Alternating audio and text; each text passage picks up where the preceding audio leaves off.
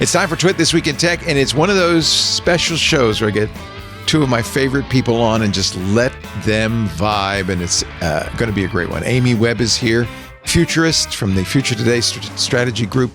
Harper Reed, AI guru and technologist from 2389.ai. We have lots to talk about. Trump and the CEOs going to China. A lot of AI news. Musk versus Altman. Google investing in SpaceX and a whole lot more. I'll tell you what, don't even worry about what we're going to talk about. Just make sure you watch this show because Twit is great. And next. Podcasts you love. From people you trust. This is Twit.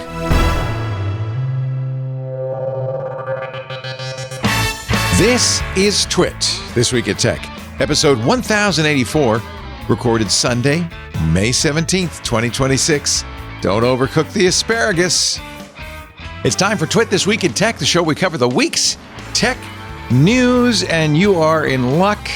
If you've never listened to this show, or if you've listened for 21 years, that's how long we've been doing it. Either way, you're going to be thrilled that we have Amy Webb here from the Future Today Strategy Group. Yep, that is me. FTSG. She's a futurist. So good to see Amy, one of the smartest people in the world, and always welcome. And her buddy, it turns out the last time they were on, I didn't even know they knew each other. It turns out Harper Reed and Amy go way back. Harper Reed, technologist, entrepreneur, and hacker at 2389.ai. Hello, Harper. Hello, Amy. Hello.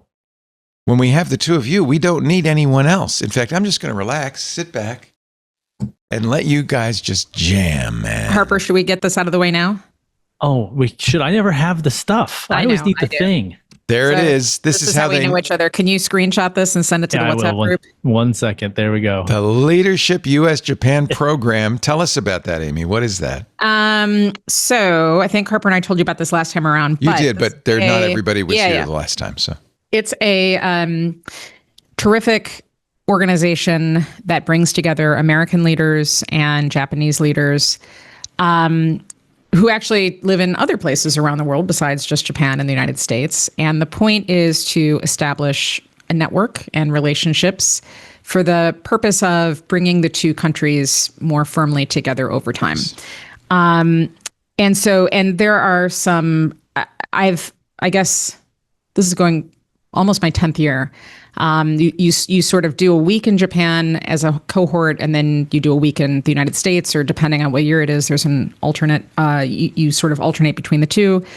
And and then you become a lifetime fellow, which is what Harper and I both are. And it's truly awesome. The people are incredible people doing really meaningful things. And we see each other in person throughout the year, and it's a great organization. You have to be under 40 to apply, and if anybody, they raised the age a little bit. Okay, it used to be 40. You don't have to speak Japanese. You do have to demonstrate leadership and have some kind of interest in Japan if you're not Japanese, but I can't say enough about it. It's really an incredible program. Does it involve going to small nightclubs to see hardcore punk bands at all? Yes, that's exactly what we do. that's what Harper just did. That's what I do. I don't know if there's a general we, but I did bring some of our, at that point, delegates to see a punk band in Seattle during our session there. But it's been really great. And it's interesting because, as you know, ostensibly this is a soft diplomacy program. And the thing about soft diplomacy is the targets shift throughout the life of these kind of programs. And so it's been really interesting just in the, 7 years I've been involved, how kind of the focus has shifted. And it's really fun to participate and meet people that you would never meet before. It's good. Yeah, and it's not just, I was going to say, we've got some like Marvel executives. We've got recognizable names that I'm not going to name out loud, but people you definitely have heard of recently in the U.S. Amy government. Webb. You've got me. You've got Harper. Yeah. So I imagine there's been a kind of a wrenching of the diplomatic focus. What with everything going on in the world. In fact, that's our first. What do you mean? I don't know what's going on. I don't know. It seems like something's happening. The first topic is about China because Trump and 16, something like that, CEOs were in China this past week, meeting with President Xi, President for Life Xi, talking about. I think that was unprecedented too. I don't know that there's been another time in history when we've had such a group of CEOs like that traveling with a group of government officials. Pretty amazing. Yeah. And in fact, one of them hitchhiked. Jensen Huang of Nvidia wasn't invited and complained about it. And the president said, "We'll meet you in Alaska. We got to stop for refueling." Jensen jumped on a PJ, flew up to Alaska, met Air Force One, and joined the Exodus. CEOs from Nvidia, Apple, Tim Apple was there, Exxon, Boeing, Qualcomm, Blackstone, Citigroup, Visa, all there. Elon's son was there. Let's not forget about that. Oh, X. Yeah. That one. Was really? Elon, and Elon was there too, right? He always brings his son with him. Yeah, there's a hilariously awful video of him. He's walking at a normal adult pace, and his son is literally racing to keep up with him while Elon's got a death grip on his hand. Oh. Which is, yeah.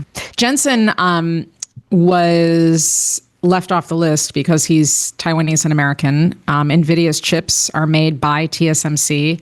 And the focus of this visit was actually not AI. The focus was, from China's point of view, let's all agree that you're going to let us do what we want with Taiwan and you're going to stay out of the way. Yeah. So that is why he was not on the list. So then the question is, why did they change their mind suddenly? And was it an affront to the Chinese that he was there? Very much so. Interesting. The way that these diplomatic visits get set up, they're coordinated and choreographed months in advance. And who's on the list is in where people are going to sit. I mean, that's the other thing. Is literally it's a complicated chess game, just figuring out where people are going to sit because that message is so much. So any kind of addition of anybody last minute is really tricky, but especially somebody who, from China's perspective, as a political lightning rod was tough. Well, and one of the deals that the Trump administration made was to clear NVIDIA chip sales to China. Not the best, the H200, not the but that was already, that's fine. But what's funny is nobody in China would order one because the Chinese have decided, no, we're going to do our own and screw you. Yeah. Look, China is, we have ignored the whole world. I used to live there. This is why I brought it up, because you're an expert on this. Yeah. Well, I don't know if I'm an expert on it, but China for years has been producing exceptional quality everything. They literally have 70% of the global market share for EVs, and also have literally 100 different EV companies. And so good that America has had to ban them in the United States for fear that it would undermine our own auto industry. Yeah, I've had a chance to drive in some of them. They're awesome. They are great cars, and they're inexpensive, better mileage. And what's interesting is they are in the process of converting, all of those car companies are going to also start producing robots and drones. Right. So, in fact, some say they're already better at bipedal robots than we are. Yeah. Sure. Yeah. So anyhow, Chinese AI models are only a couple months behind ours at this stage. You think that close, really? I think it depends on who you talk to. But again, I'm not an expert. Well, I've used Quen, which is Quen Huawei's or Xiaomi's? I can't remember. No, GLM is Xiaomi's. There's a lot of quite good. They're not quite there. Harper, what do you think? You're also comparing them to you're comparing an open model that the weights are available with a closed I can run Quen locally. That has untold tweaks to get it to be more effective on the back end that we don't know about. Right. Versus Quen or GLM or Kimi or any of these that Kimi's very good too. Effectively free to run. Yeah. And I think this is also one of the reasons if you have enough GPU and RAM. Yeah. I have to run a highly quantized version of GLM locally with 128 gigs of RAM, but it still can run it, and it's open. And in many cases, it's uncensored. Like they've removed the Chinese censorship from it. Well, I think there's a funny thing that happens, which is we like to think that, China is behind, or they say, oh, the models are behind. But we don't have any open models that are better. We sometimes pop up, like a Gemma pops up, or like a Facebook Llama 3 will pop up, or whatever. GPT-120. Yeah, GPT OSS will pop up, and that happens, but then they're quickly beaten by the Chinese open model. And so I think you have to actually compare oranges to oranges in this. Although I have to point out, both Anthropic and OpenAI say that's because they're distilling our models. Yeah, but they distilled their own models off of themselves and also the internet. That's like true. I think that's distilling.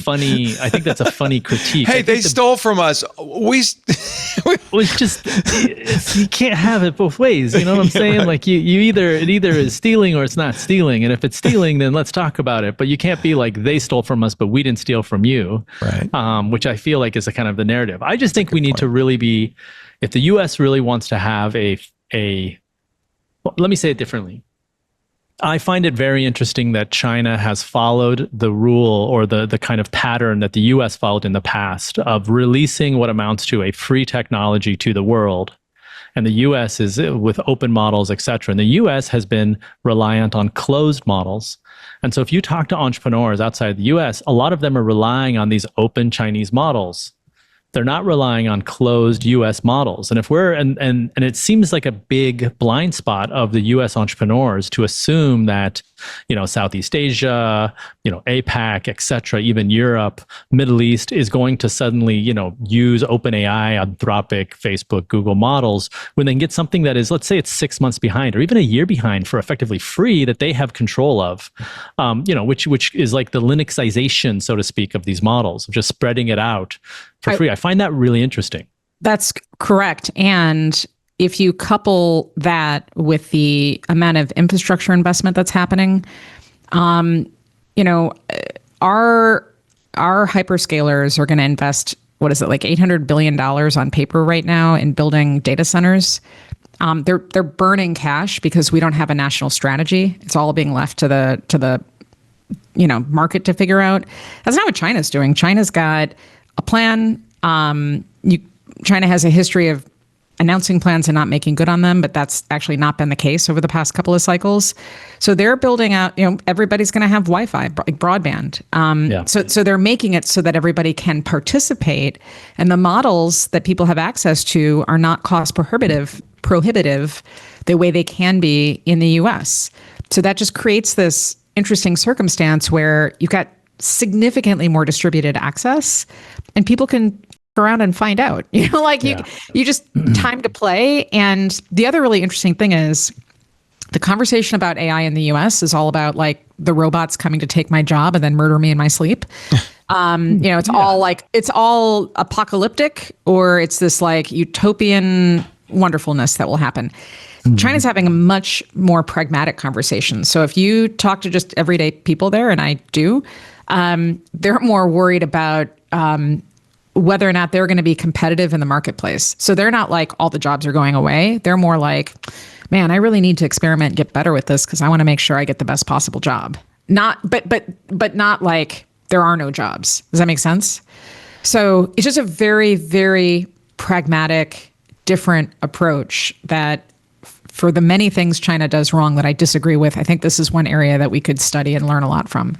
Yeah, did you see Jensen Huang's interview with Dwarkesh he made a kind of an interesting point, which is self-serving, which was that we shouldn't block Nvidia's chips in China, that by doing so, we're forcing them to create their own technology and not use CUDA, his proprietary technology, which is bad for the world and bad for America.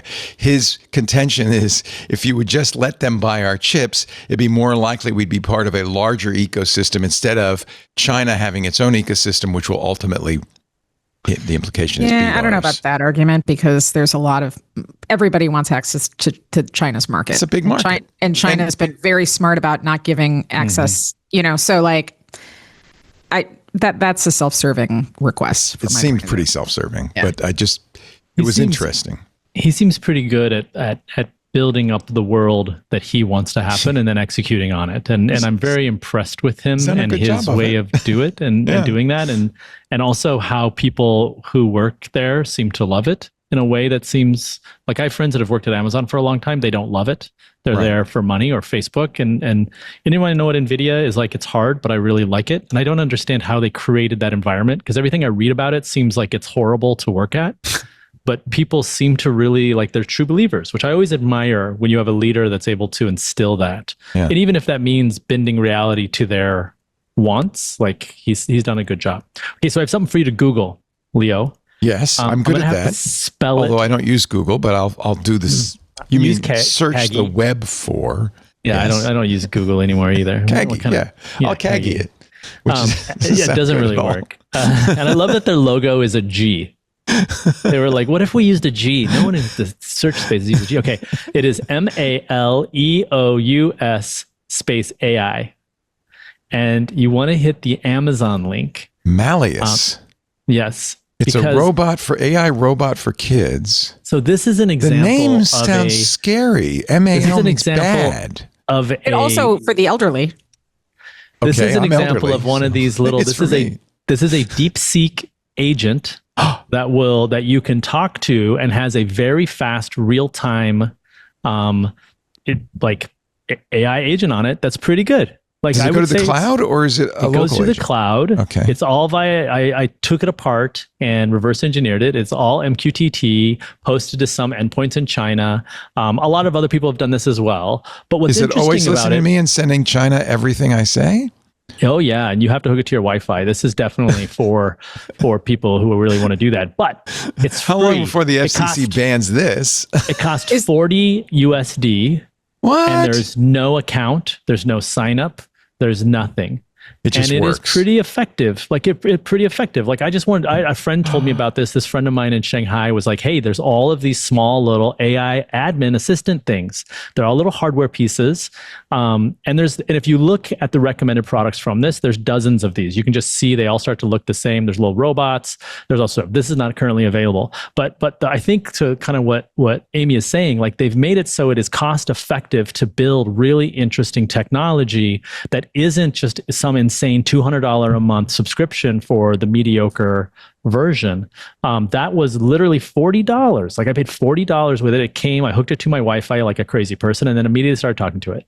And I think doesn't it seem like this is just inviting China into your network? Yeah, but I think you're missing the point though, Leo, because the point isn't that China's in your network. Like you already have Govee lights and like all sorts of other stuff. Like they don't have to have some $40 device. The point is that this is a free AI thing that's very effective and is competitive with okay, so this one's unavailable, but what about the Heyozoki AI desk robot from DeepSeek? This one I can buy and have tomorrow. Yeah, get it. Let's try it. It's fun. It's a little rabbit adjacent, is it not? I have a rabbit. I did buy the rabbit because it can talk to my OpenClaw, which I don't have, but I had my AI agent simulate OpenClaw so that Rabbit doesn't know any better, and I can talk to it through. So you don't know anything about this one, but this is also DeepSeek powered, so I figure it's probably just. So if you look for the DeepSeek powered ones, they're for the most part free and easy, and they're pretty good. You're not going to use it for real work. But it's like it's a $20 AI assistant that is pretty funny to use, and this is what we're dealing with because that's distributed all over the world. Whereas OpenAI, Anthropic, they don't have hardware that you can give to your parent or your kid. No, in fact, all we have is this crappy Amazon Echo Plus thing, which has a sassy voice and then tries to sell me stuff, or Siri, which is just stupid. In 2017 or so, we were working with Microsoft. I'm not divulging anything now because it's been a while. Statute of limitations is expired. So it's been almost that's how IP worked. Could you imagine? Yeah, no kidding.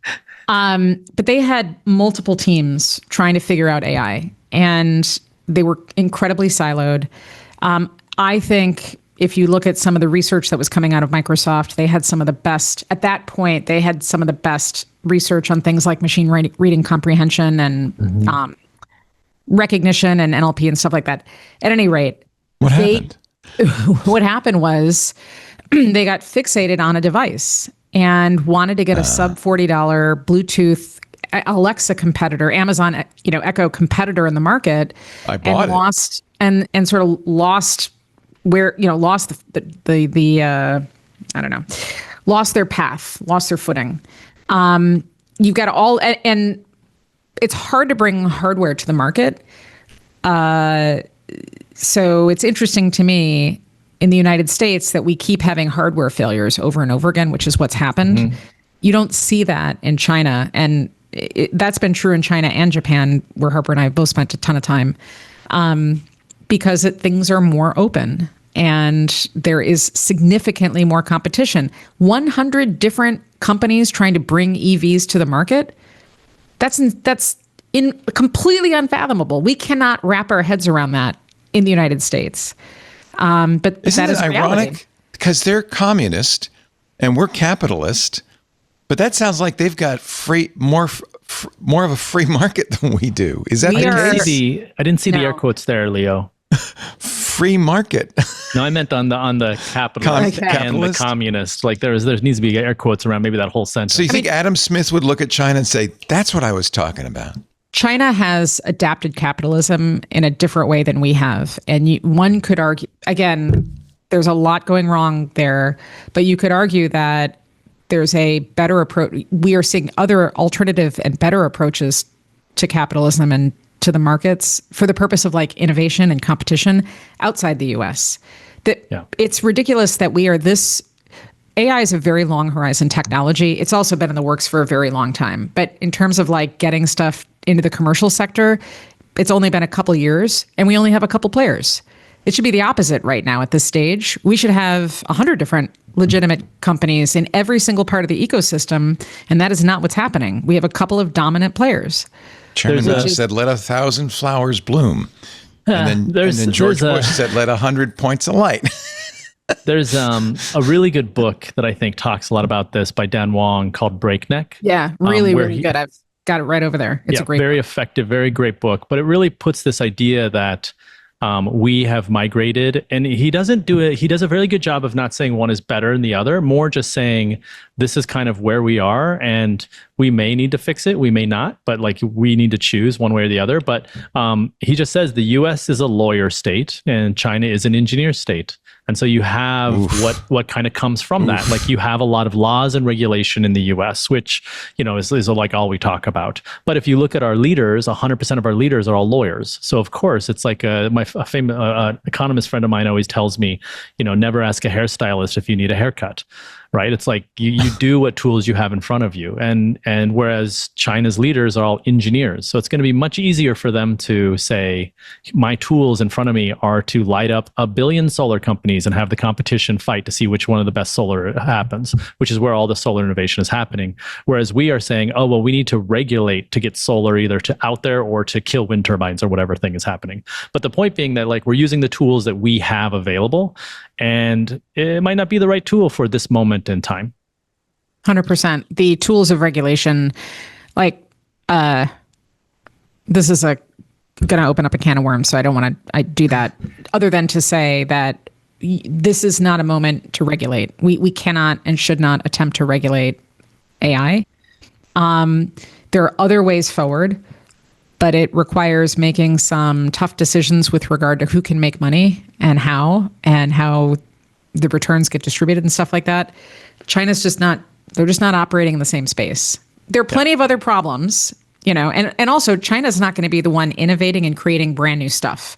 They are going to fast follow, but that fast follow strategy is really smart when you combine that with this long-term vision and resources put against bringing everybody online. I would love to see the United States invest similarly to get everybody. Look, I mean, like all these tools are really great unless you have no service in your house or, Yeah. You just then cool. You're learning about AI and you can't use any of it. What was the goal of the Trump summit this week? Yeah. It depends on who you ask. From my point of view, there's a big war happening that the United States launched. So there's that and China and Iran historically have relations, whereas we don't. So I think that there was some amount of let's see if we can figure some of this out. China is very, very. This is a little bit of 1914, where we had all of these hotspots around the world starting to heat up because there were these political problems all over the place. So it feels a little bit like that right now, and you could look at this as like China may see this as an opening to take Taiwan by force, which they've certainly talked about. They could see this as an opening to use Taiwan as leverage for something else. There's a lot of that happening. There's certainly a lot of concern among the U.S. tech industry about losing Taiwan. I mean, Apple's, well, yeah, because there's no chips anywhere else. They're all made by TSMC. And it's presumed if China did invade Taiwan that they would blow up the chip plants to prevent China from getting the technology. Oh, I mean, TSMC says they would. I don't know if they would. Yeah, that sounds implausible. It's not just the technology; it's the people who know how to use the technology. So it's not just those resources. You've got this incredibly trained, highly skilled group of people who are able to work in these places. You can't. Yeah. That's part of the reason why it's really hard to stand up a factory like that in the U.S. right now, because we just don't have highly, highly, highly skilled people yet to do that work. And if we do, they are burden's the wrong word, but they're burdened by regulation, laws, labor laws, et cetera, that are not from today. Yeah. Right. They're from factories from 100 years ago, and they were made for very, very good reasons. Like these were made to protect workers and children, et cetera. And so we have this stuff that, China never had to go through that as a country. They were able to define their labor laws, which, some are bad, some are good, in the modern age. And I think that's this is kind of a lot what the Dan Wong book is about, which I highly recommend. I can't recommend enough if you're interested in I just ordered seeing it. that. Yeah. What I like about it is a lot of the books on China, Apple and China or chip wars are very good. But at the end, they basically are shouting, China will never beat the US. And it just is kind of like this hyperbolic kind of thing where it's like Dan Wong is just saying, look, these are two different systems. Here's the historical reasons why they happened. And here's some comparisons across that might be helpful. And I just thought that was a nice, less hyperbolic way of looking at these two systems and how they interface, et cetera. I remember visiting China in 2009. I was a Chinese studies major in college. I loved the culture. I never knew that. Yeah, That's awesome. I love the culture. I learned Mandarin, which I've of course forgotten because unless you use it every single day, it's the pearl of spoken word. I in 2009 visited China, and I had kind of come to the opinion that while the 20th century was the American century, I think we all agree that the 21st century might well be the Chinese century. Yeah. And our guide, who was a Brit expat, said, oh, no, you don't understand. The economic issues besetting China, this is 2009, will keep it from becoming the Chinese century. Is that still true, or is that not the case? There certainly were economic issues. There's birth rate issues. There are problems in China. There's, of course, the human rights issue. I don't know if that has anything to do with the economics of it. Do you think this could be? It sounds like you're just painting a picture of a Chinese century. Well, century's a long time in the year 2026. Decade. Let's have it do decade. Yeah. I think it really depends on, look, I'm like a pragmatist. If I were to look at where a lot of Western democracies are, and I would include Japan in this, they have a huge birth rate issue too. Yeah. Huge birth rate issue. They're also having lots of internal political issues. They just launched a brand new party called Mirai something. Mirai in Japanese means future.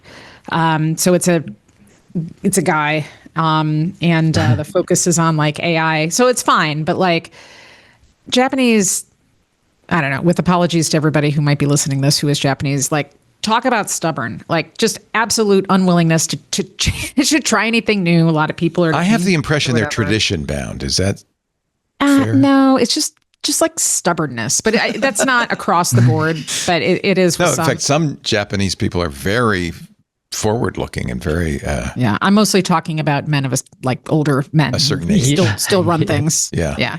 Not younger people. But the point is, there's so much pendulum swinging in a lot of these countries because of extreme views going back and forth, and China is just plowing ahead. Right. So the lack of uncertainty in China is partially what's going to help that country go forward. And I don't think it's great to have a dictator, benevolent or not. So I'm not saying that, but it does reduce some of the worked for Singapore, constant back and forth. We're going to invest in coal. We're going to invest in EVs. Right. Wait, right. No, sorry. Yeah. We're investing every 4 years. We decide something else. Yeah. And that makes the business climate impossible to work in. Yeah. I'm in the room with leaders of major companies in just about every industry and their boards. And basically what I'm hearing people say is we're on pause for the next 3 years or 2.5 years. So a lot of these companies outside of AI, which is a thing, are not investing in innovation because they don't know what's going to happen. And so it's everybody's just waiting. That's a terrible situation to be in. Isn't this almost a global situation? Every polity in the world is struggling with the future because the future is so uncertain. That is an excuse. So the answer is no. You should always be focused. You need your near-term strategy, and you need the longer term. And there's even if you have no idea what's going to happen. Let me give you an example. Please. Are you familiar with Toto toilets? Yes, I have many of them. We have. Love them. We actually have the Toto that South Park made fun of in our bathroom in our house. I miss it. We moved and we left our Totos behind, and that was, speaking of behinds, and that was a big mistake. These opened up. They were warm. They blew at you. They squirted at you. They did everything. They did everything but play music. We didn't have the musical ones, but they're awesome. But they're fantastic. Yeah. Yeah. But one of the things that they did was the same porcelain coating that is what makes a Toto toilet really great. Turns out it's also, they'd been researching and figuring out how to apply that same exact technology for printing silicon chips. Right. So the point, but they discovered this a long time ago and then just kept chipping away at it and continue to invest in innovation because at some point they wanted to be ready. And their stock is through the roof now because they make the interconnects that every data center needs. That's right. So that is what I do not see U.S. companies doing. Yeah. I do not see them investing in the future. Fine. So this technology may or may not ever actually work, but you're going to learn so much in the process. Right. And everybody who touches that in any way is going to level up in how they're thinking. It's going to, that they were just lucky. No, but no, there's plenty of examples. Even if they were, you have to kind of manufacture luck. You can't just... my favorite example. Do something. You can't be lucky and no opportunities exist unless you start to push in the doors. This is Benito. So my favorite example of this for a Japanese company is Yamaha. They make everything from musical instruments to rowboats to speedboats to motorcycles, and they just make everything. There are no companies like that in America. Well, there are conglomerates. That's a little tricky too because General Electric made everything. It wasn't a good thing. Yeah, I think that what I'm trying to point out is, and I don't want to name any company names, but we have a lot of U.S. companies that historically did a phenomenal job of doing some research and it doesn't affect your balance sheet. It doesn't cost that much money to do research, but you have to organize the company in the right way so that some of that starts to spiral out and maybe you get a new product. It's fine if you don't. You get new learnings that then help you think through the next thing. And we just don't have the great labs that used to exist. And I think that's we've become America is obsessed with optimization. We must optimize everything all the time at all costs. And the great irony is that's 100% of what China used to do. And we've flip-flopped a little bit. Well, I need to take a break. This is such a good conversation. I think so important. I don't want to interrupt it. So hold that thought, Harper. And I think the T is this way, but okay. And then I don't know what that is. That's orthogonal. I don't know. I would actually kind of wonder if either of you have an opinion of what comes after this summit, whether anything was accomplished. And what comes after the summer. We're going to take a little break. So Amy can leak. Harper, by the way, this has already been an expensive show, and I I'm blame sorry, you, this Harper. is so gross. No, I had my power bar already, so I'm okay. I bought the robot that you mentioned before the show, the Reachy. And then I just bought this thing that's going to be a spy for China in my house. Yeah, that's what we're talking about. Yeah. Don't you basically, aren't you giving it administrative access to your network now and DeepSeek? No, but if you read the reviews on that site, there is a perfect review in that kind of that. I don't even know how to say it. Like you know when you read a review of something and you're like, this person does not know what they're talking about. What he's talking about. I think I read that review. And the one where it's like, they hacked me. Yeah. You have to type in your password, which is 192.168.1.1. They hacked me. And you're just like, oh, maybe, but like maybe not what you Should think. I put it inside a VPN or maybe Tailscale or something and keep it out? Just I'll put it on a separate LAN segment. Just play with it. Hook it to a hotspot on your phone. Don't worry about it. Don't hook it to your real big network, and just kind of play with it, because it's not. It is a little. It's like fast fashion of electronics. Yeah. It's not there to last forever. Yeah. This is not a high quality product. And honestly, I don't really care if the Chinese know my Wi-Fi password. So what? They've got nothing to hide. They're going to come and they're going to take all of your stuff. Just don't hack my Toto. That would be. They're already in your router really anyway. They're in your router already anyway. They made my router. What you know? Yeah, I know. They're made everything in my house. Yeah. They're made the computer I'm using right now. It's a great computer. It's a great computer. Anyway, we're going to take a break and come back. This is why we love having Harper and Amy on. I hope you're enjoying This Week in Tech. Brought to you this week by ThreatLocker. Now you know why you need ThreatLocker. ThreatLocker's zero trust platform delivers the industry's most comprehensive suite of zero trust solutions. They've always done endpoint protection, right? And nothing better than zero trust for locking down your network. But now they've expanded this. They announced this, I think, at RSAC. They're now covering company networks and the cloud.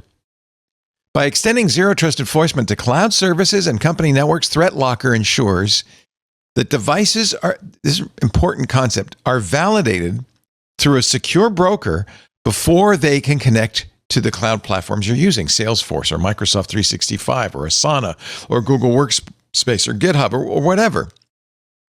What this means is, even if your employee gets successfully phished, it's increasingly difficult to prevent that, right? I mean, you're doing everything you can, I know. But even if they got phished, attackers still couldn't get into those cloud systems. They could not access your business resources. They would actually have to have physical possession of the user's trusted device and be able to authenticate through that, like Windows Hello or Thumbprint or whatever. I mean, it's really locking it down. ThreatLocker works in every industry. They have great support, US-based 24/7. They work on Windows, Mac, and Linux environments. And in addition, of course, to locking everything down, you get comprehensive visibility and control, because that's what goes along with zero trust.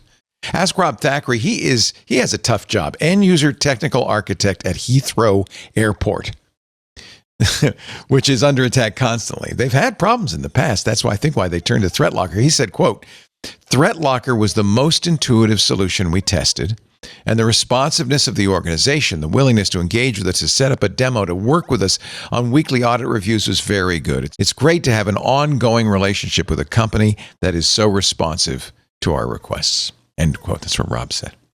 Trusted by global enterprises, not just Heathrow, JetBlue, the Indianapolis Colts, the Port of Vancouver, anybody who can't afford to be taken down by ransomware, by hackers. ThreatLocker consistently receives high honors and industry recognition. G2 gave it their high performer and best support for enterprise, summer 2025. PeerSpot ranked them number 1 in application control. And GetApp gave them the best functionality and features award in 2025. The awards just keep on coming. With ThreatLocker, you can confidently ensure users have access to a consistent, safe network connection. Offices, remote users, internal servers, and critical services can maintain smooth operations. And you don't need to open inbound ports. You don't need to deploy traditional VPN solutions even. Your end users will get the secure, reliable internal system access they need without complex infrastructure changes. Get unprecedented protection quickly, easily, and cost-effectively with ThreatLocker. Visit threatlocker.com/twit. Get a free 30-day trial. Learn more about how ThreatLocker can help mitigate unknown threats and ensure compliance. That's threatlocker.com/twit. We thank them so much for supporting This Week in Tech. What you got there? A little Lego miner? Devo. What's he got, a vacuum? Devo guy. It's a Oh, he's guy. Devo. He's got a you must whip it guy. Yeah, he is. Yeah. He I is thought he Devo. had a whip, but I wasn't going to say it. Now I see. He's got a planter on his head. Yep. And he's got a whip in his hand. Who else could it be but Devo? Yep. Lego Devo. I always have fun stuff to show you. Here, I'll You know show what's my cool Ricci. about Lego? You can design your own Lego set. What's that? Oh, that's what I mean. Ricci, I can't. What did it break? What's going on? No, it doesn't. It just doesn't have power. Oh, the battery died. You know, I had what was it? The Obsbot, and I've had so many of these things that have.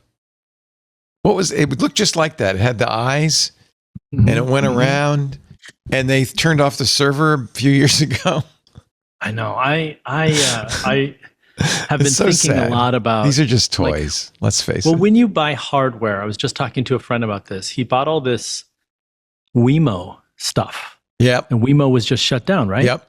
And he So was sad. just like, "What do I do?" And I was kind of like, "Well, what do you want?" But the way he described it, he's not a technical person. He's been involved in tech companies for a long time, so he knows his way around it. But he was like, "I want autonomy over the hardware. I want to be able to hack it if the Yep. service goes down." Yep. And then I was like, just do ESP32s. Yep. It'll be easy. But it's like funny because that would have been an asinine thing to recommend 2 years ago. But now he'll just be like, Claude, here's an ESP32 switch. What do I do with it? Exactly. I've had Claude take the reference firmware and rewrite it. Yep. And it's trivial to do. And Claude is very comfortable with it and can do all sorts of stuff with it. And we Kind do of this amazing. quite a bit. They, anytime I get a new piece of hardware, especially all this Instagram hardware that's out there, we will rip it apart and kind of see what it's made out of. And if it is an ESP32 board, you can typically rip the firmware and decompile it and kind of basically get an idea of what happens because they Right. don't encrypt the hardware. Right. I mean, I'm no more- wondering because the ESP32 has a number of trigger words. High ESP is the default, but there's a couple of Chinese, and then one of them is Alexa. Oh yeah, and yeah. I wonder, is this the chip inside an Echo? No, but Why I'm would it know guessing- Alexa? I'm guessing that they trained so you're talking about, I think, Open Wake Word. Yeah, you can use it. Yeah. Well, that's what I'm using now is Yeah. Open Wake Word to train it to say hi Kenobi. Yeah. So did you check out the Google or the Colab notebook? Yeah. The Python notebook Yes, where you can exactly. train your own word. Yes. You can do it exactly. pretty well where you don't have to say the word. Well, I did. I had Kokoro, which is a text-to-speech synthesizer, very good. Generate like 2,000.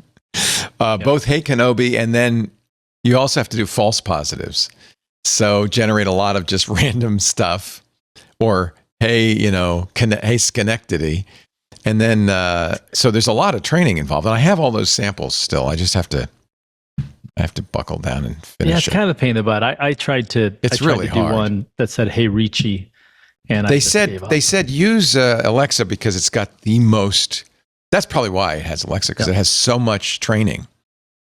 There's such a I was long on a history. call with a company the other day that has a big G in it, and the guy kept talking about Google because it was from Google, and his Google Home kept going off. Like we're talking multiple times, and I know. it was so funny because I was just I like, know. "What a I've muted all of the smart devices in this room because yeah." if not, they would go off I constantly. just noticed your chair. You look like a child, Leo. I just switched. I had one of these fancy office chairs, and I've just switched it back to my Dr. Evil chair that I had in the love old it. studio. I have to turn around and show you the back. Wow. Because I'm an elderly fellow, I'm also very interested in all this stuff from the point of view of it's going to be a support to me in my old age. And so, for instance, at some point, I talked about this the other day, somebody's going to come and take away my car keys. They're going to say, Dad, you shouldn't be driving anymore.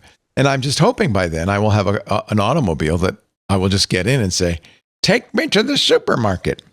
I hope. I love Waymos. I have a good hack to get a Waymo 2 LAX from anywhere in LA. What's the heck? Is it? Would You get dropped off at the LAX parking lot, which is a short bus from LAX, and it's on the Waymo map.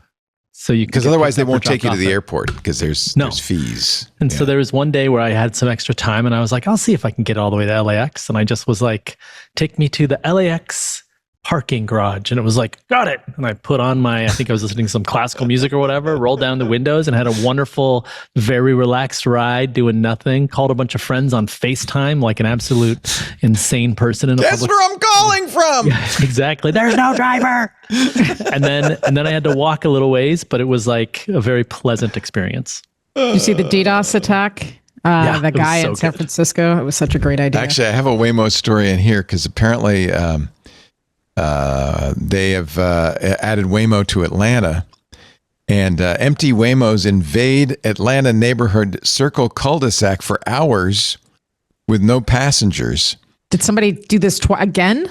It happened in San Francisco in a neighborhood. But it was a joke. It was a guy who got a bunch of his buddies to all order them at the same time. It was fake? It was a DDoS. It was like a DDoS. Oh, that's hysterical. Yeah. This is I thought the one in San Francisco happened because of the directions. You couldn't make a left turn, and they honored that. No, this was a guy who got a bunch of friends together, and they all take a look them. at this. You can play this. This is from Channel 2 in Atlanta. I love this, by the way. This is so good. Wayward Waymos. What happened? They just got stuck in their... oh, God. This is the type of thing that I cannot wait to happen. Like, I love it. Like, it's my favorite thing. Like, could you imagine being like, I got to go get a Waymo, and then it's coming from some graveyard. Look at all the Waymos. Just look at all. See, look at this. Oh, my God. This is not a DDoS. This couldn't be. Beautiful. You think it is? I think it's because I don't know. It's a circle. I don't even think it matters why. I just love it as a thing that is happening. Like, could you imagine being the person that's like, the robots are here? The name of the court is Battleview Drive, so I think it's appropriate. Let's call every Waymo in Atlanta and send it to Battleview Drive. Exactly. And then, of course, all the local reporters show up. Oh, God. They got to do this. Steve. Oh, no. Oh, he shouldn't have done that. He put a little child thing in there, and it's blocked them, and now they can't go. Oh, no. That was mean, Steve. Local reporter causes Waymo confusion. We need to give these Waymos some free time. Give them some space. Amy, are you better? Are you feeling okay now? I just new Band-Aid. Decided to replace things. Yeah. I'm sorry. By the way, Amy at South by Southwest had a funeral. I did. I mean, I didn't have. Well, it wasn't your funeral. It was a funeral for your yearly annual report. That's annual right. report. Yep. Tell us about that. They got a lot of attention. It did. We have been producing this trend report for 20 years. It would have been the 19th year. You've been sending me copies, and I love it. Yeah, and we use that information to do our work. So it's not that we're not doing it anymore, but a compendium that's 1,000 pages long, it's a PDF, is not useful to anybody. And worse, there is so much happening right now that I need people to unhook from what's easy and engage with what's more difficult. So a trend report is easy to put on a shelf, and it absolves too many people of having to make decisions. So we're not doing it. You also made the point that you can't just do it at the end of the year and have it be that it's constantly changing, right? Correct. So, and also I've been tinkering with this new model. I frame this in like an economic argument, so I promise this won't be super boring. But there was this guy named Joseph Schumpeter, who's somewhere. Very famous. Schumpeter. Yep. Wrote this book called "Can Capitalism Survive?" I have it. That I haven't read it. for the well, I read it when I was in when I was in college for the first time, and I still have it, and it's dog-eared and highlighted. Right. At any rate, the idea is capitalism is this perfect storm, this storm that's perpetual storm that's constantly happening, and it sort of gobbles up old existing technologies and creates new ones. And that's kind of what a storm does, right? It messes up the ocean, the shoreline, whatever, and makes way for new things to grow. That That's what's happening right now. It's called creative destruction. And you have to be willing to see what's happening, which is the exact opposite of what our government is doing right now, so that you can make way for what's coming. So, but does that mean that there are periods of time where people are miserable? No, I mean, look, you're miserable. You know who's going to be miserable? You know the people when there's big storms. Harper and I are from the Midwest. So like one of the things I learned how to do when you're a kid in school, you have a tornado drill. Every kid does where I grew up, right? So we understand weather. If there's bad skies, I'm not going to be the last person holding down the fort. I'm going to evacuate. There are always people who there's footage of them on the roof of their homes because they just wanted to wait things out. Yes. The message is this time around with the technological storm that's happening, you don't want to be that person on your roof because nobody is coming to rescue you. Nobody. I don't care who you are. So what do we do? You have to spot the storm before it happens. Do I dig a survival cellar and put a bunch of canned food in there? No, what but do I do? You have to be willing to ask to sort of think the unthinkable, which means if you're a company that's always made money doing X, or if you're a person who's always done Y, you may not be able to do that in the same way in the future. You just have to think about that now. Your market might shift. Everything might shift. And that's fine, but don't dig your heels in and refuse to make any changes. Is there something an individual should do? So we are calling what you're looking for are convergences. AI alone is interesting, but it is impacting other things. What you want to do is look at the convergence between AI and biology, or AI and robotics, or AI and tinker toys that you can buy on Amazon and then let China, I guess, surveil you. You're looking for these small intersections. And then you have to be willing to adjust and adapt. But most people are not willing to do that. They're just kind of hoping everything will be fine, or they get really angry. And then you wind up with the political crazy people that are out there. Yeah, I mean, this is Cory Doctorow wrote this last week, that the president is kind of in a tough place because he's a populist and got elected by people who were worried about the future and said, help us.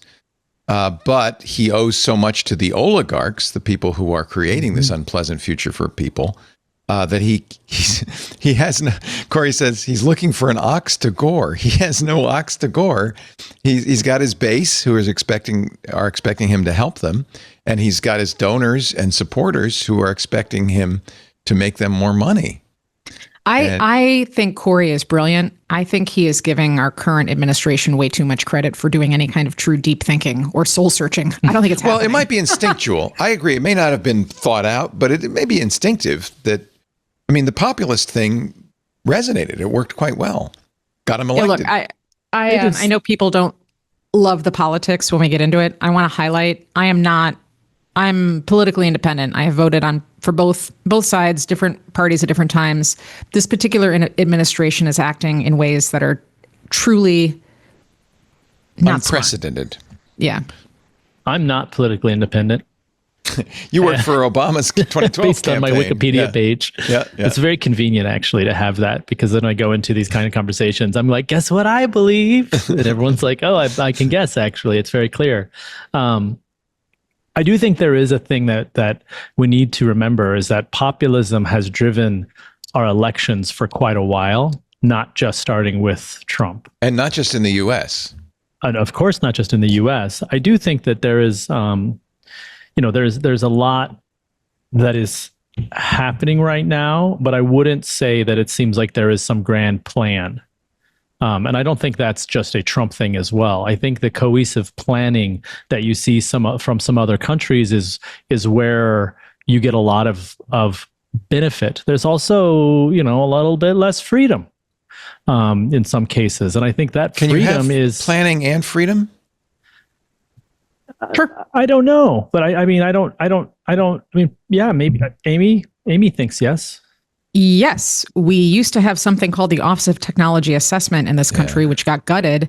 And those were like 700 academics whose job it was to help do long-term planning and make long-term decisions. So the answer is, of course we can. But you have to be willing to do it and to tell people no when the answer should be no, But we've, I don't know. I don't know if I should say this out loud. I'm going to say it anyways. In ninth grade, I read the Communist Manifesto and was like, I'm a communist. We've got everything wrong in this country. You know what? Everybody sensible at that age is. I did. I read that. I read Animal Farm. I went down. I became a vegetarian that year. I had very strong viewpoints. And then 2 years later, I read Ayn Rand and was like, that. Yes, exactly. I am Howard Reardon. Yeah. I was like, I read Foundation and The Fountainhead in the same year. And I was like, the scientists should be in charge. And forget communism.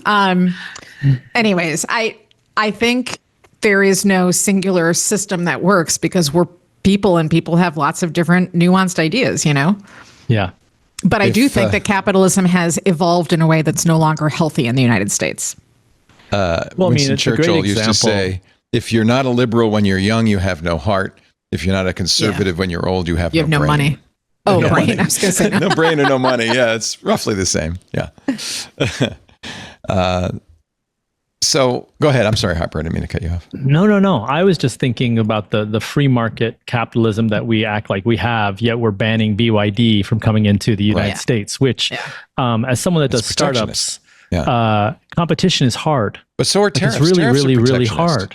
They're all protectionist. And I do think that we don't want that. We are soft right now, and we need to be. We're in a world that is not soft.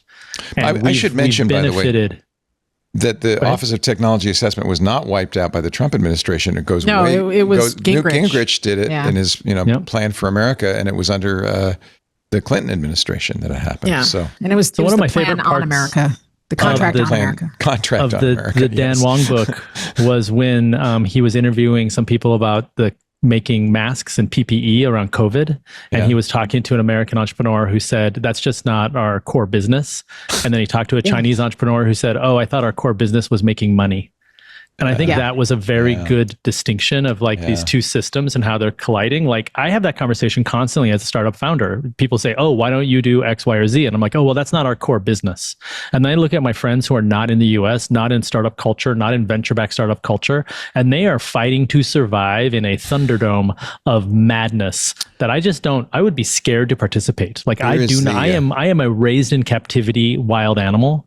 These people are like gazelles born to run.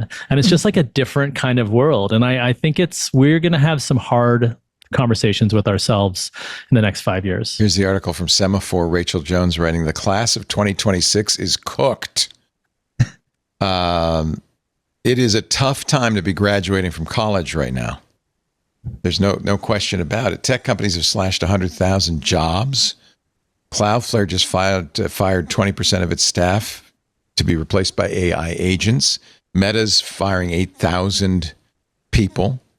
I don't know what happens when you graduate from college these days. This is a graph of total non-farm hires from 2010 through 2026. And you can see the precipitous decline as soon as ChatGPT comes out. I mean, the companies may be AI washing. They may just be using that as an excuse to fire people. But I don't think there's any question. I mean, if I were graduating with a computer science degree right now, I don't know. I think there's something I've observed, and I think this is kind of funny.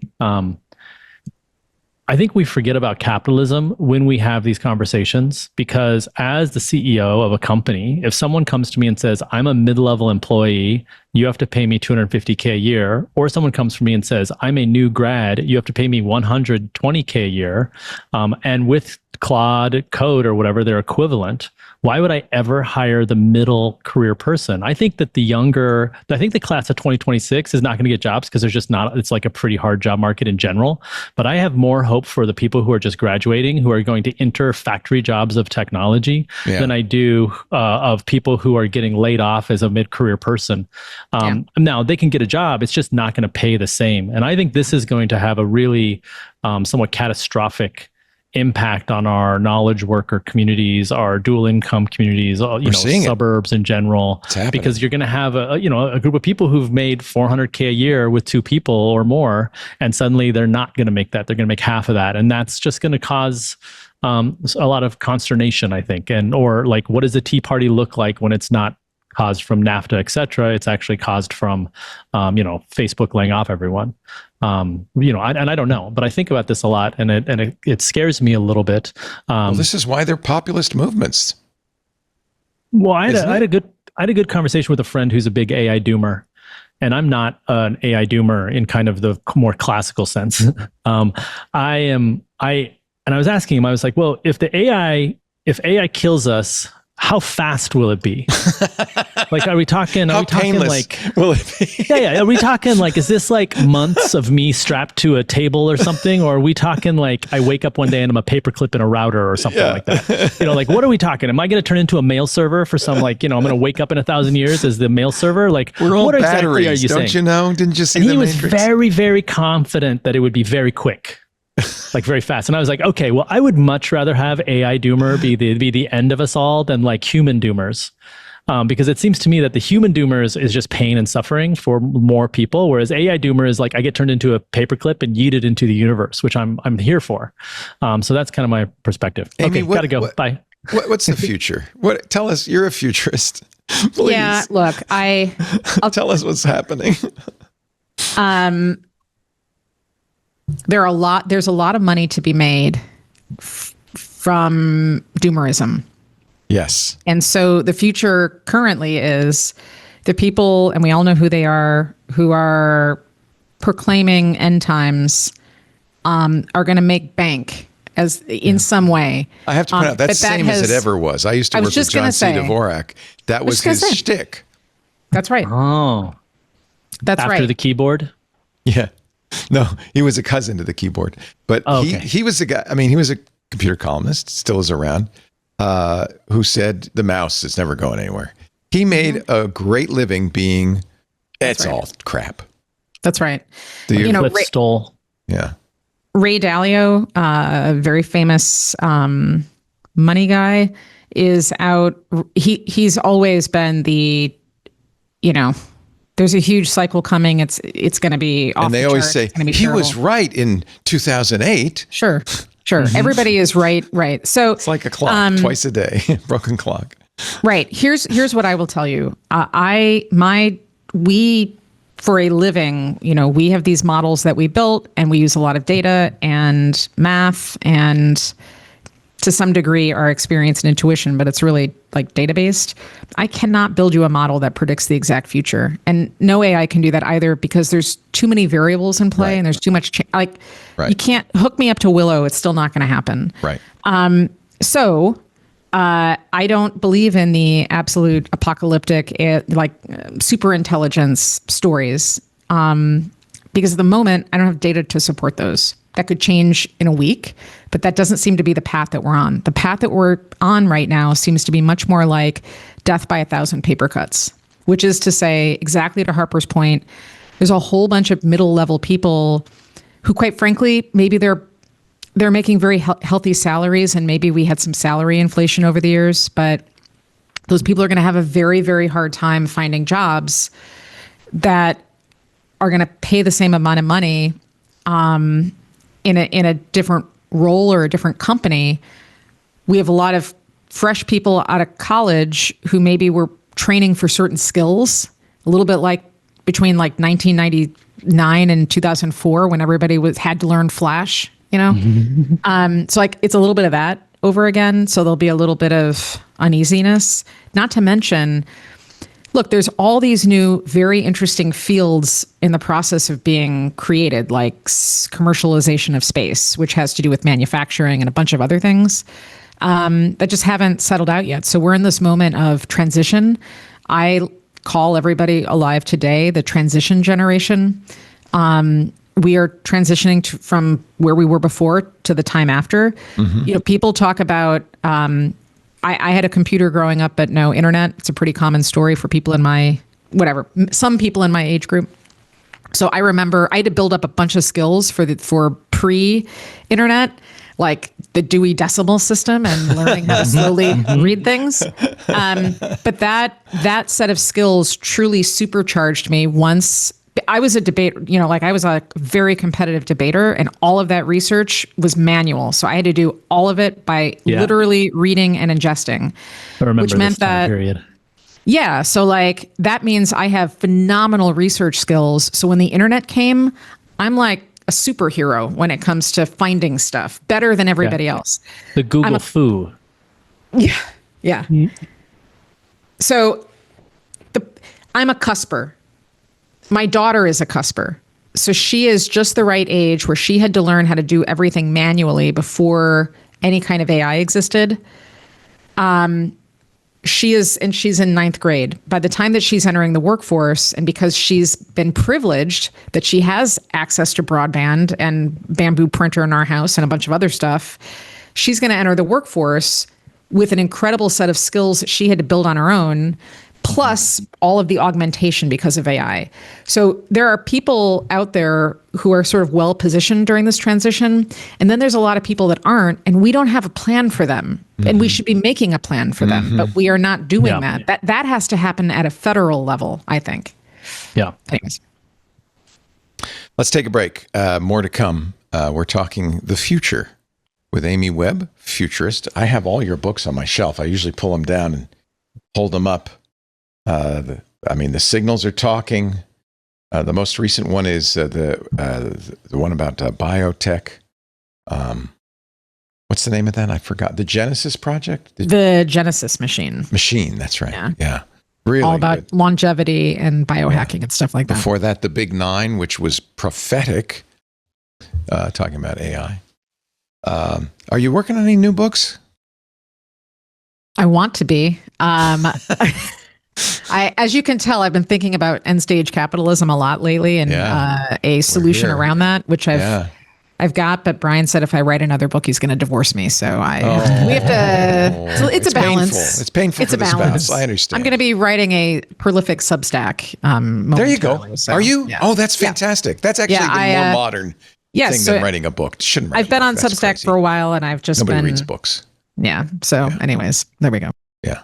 And Harper Reed, who is, I love just your spirit of adventure and discovery, and he's doing it. And if you're just joining us and you're looking at Harper on the video and you're seeing the pictures showing up on the right there over his left shoulder, that is a machine that when you walk into his offices at 2389.ai, takes a picture of you and then makes this incredible line drawing and prints it out.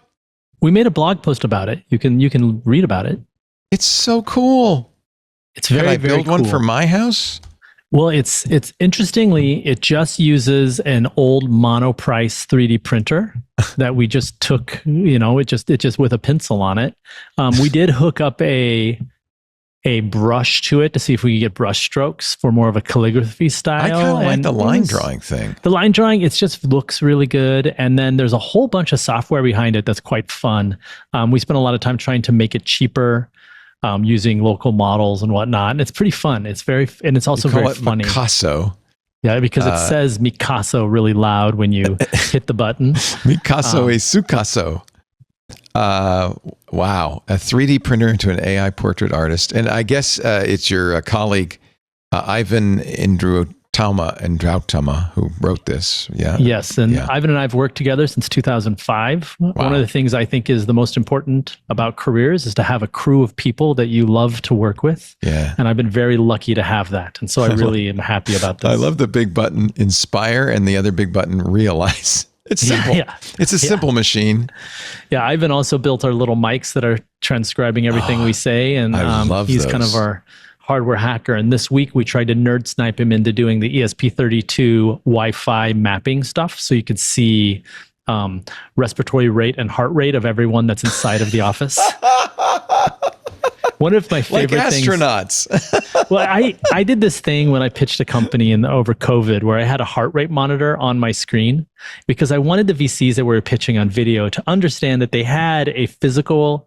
The words would actually impact me physically. Like, and they were trying to get the heart rate to go up, I presume. Well, of course. Yeah. But what my team found is that if it was a good pitch, my heart rate was up high. 120, 130, 140. If it was a bad pitch, I was at 60 flat.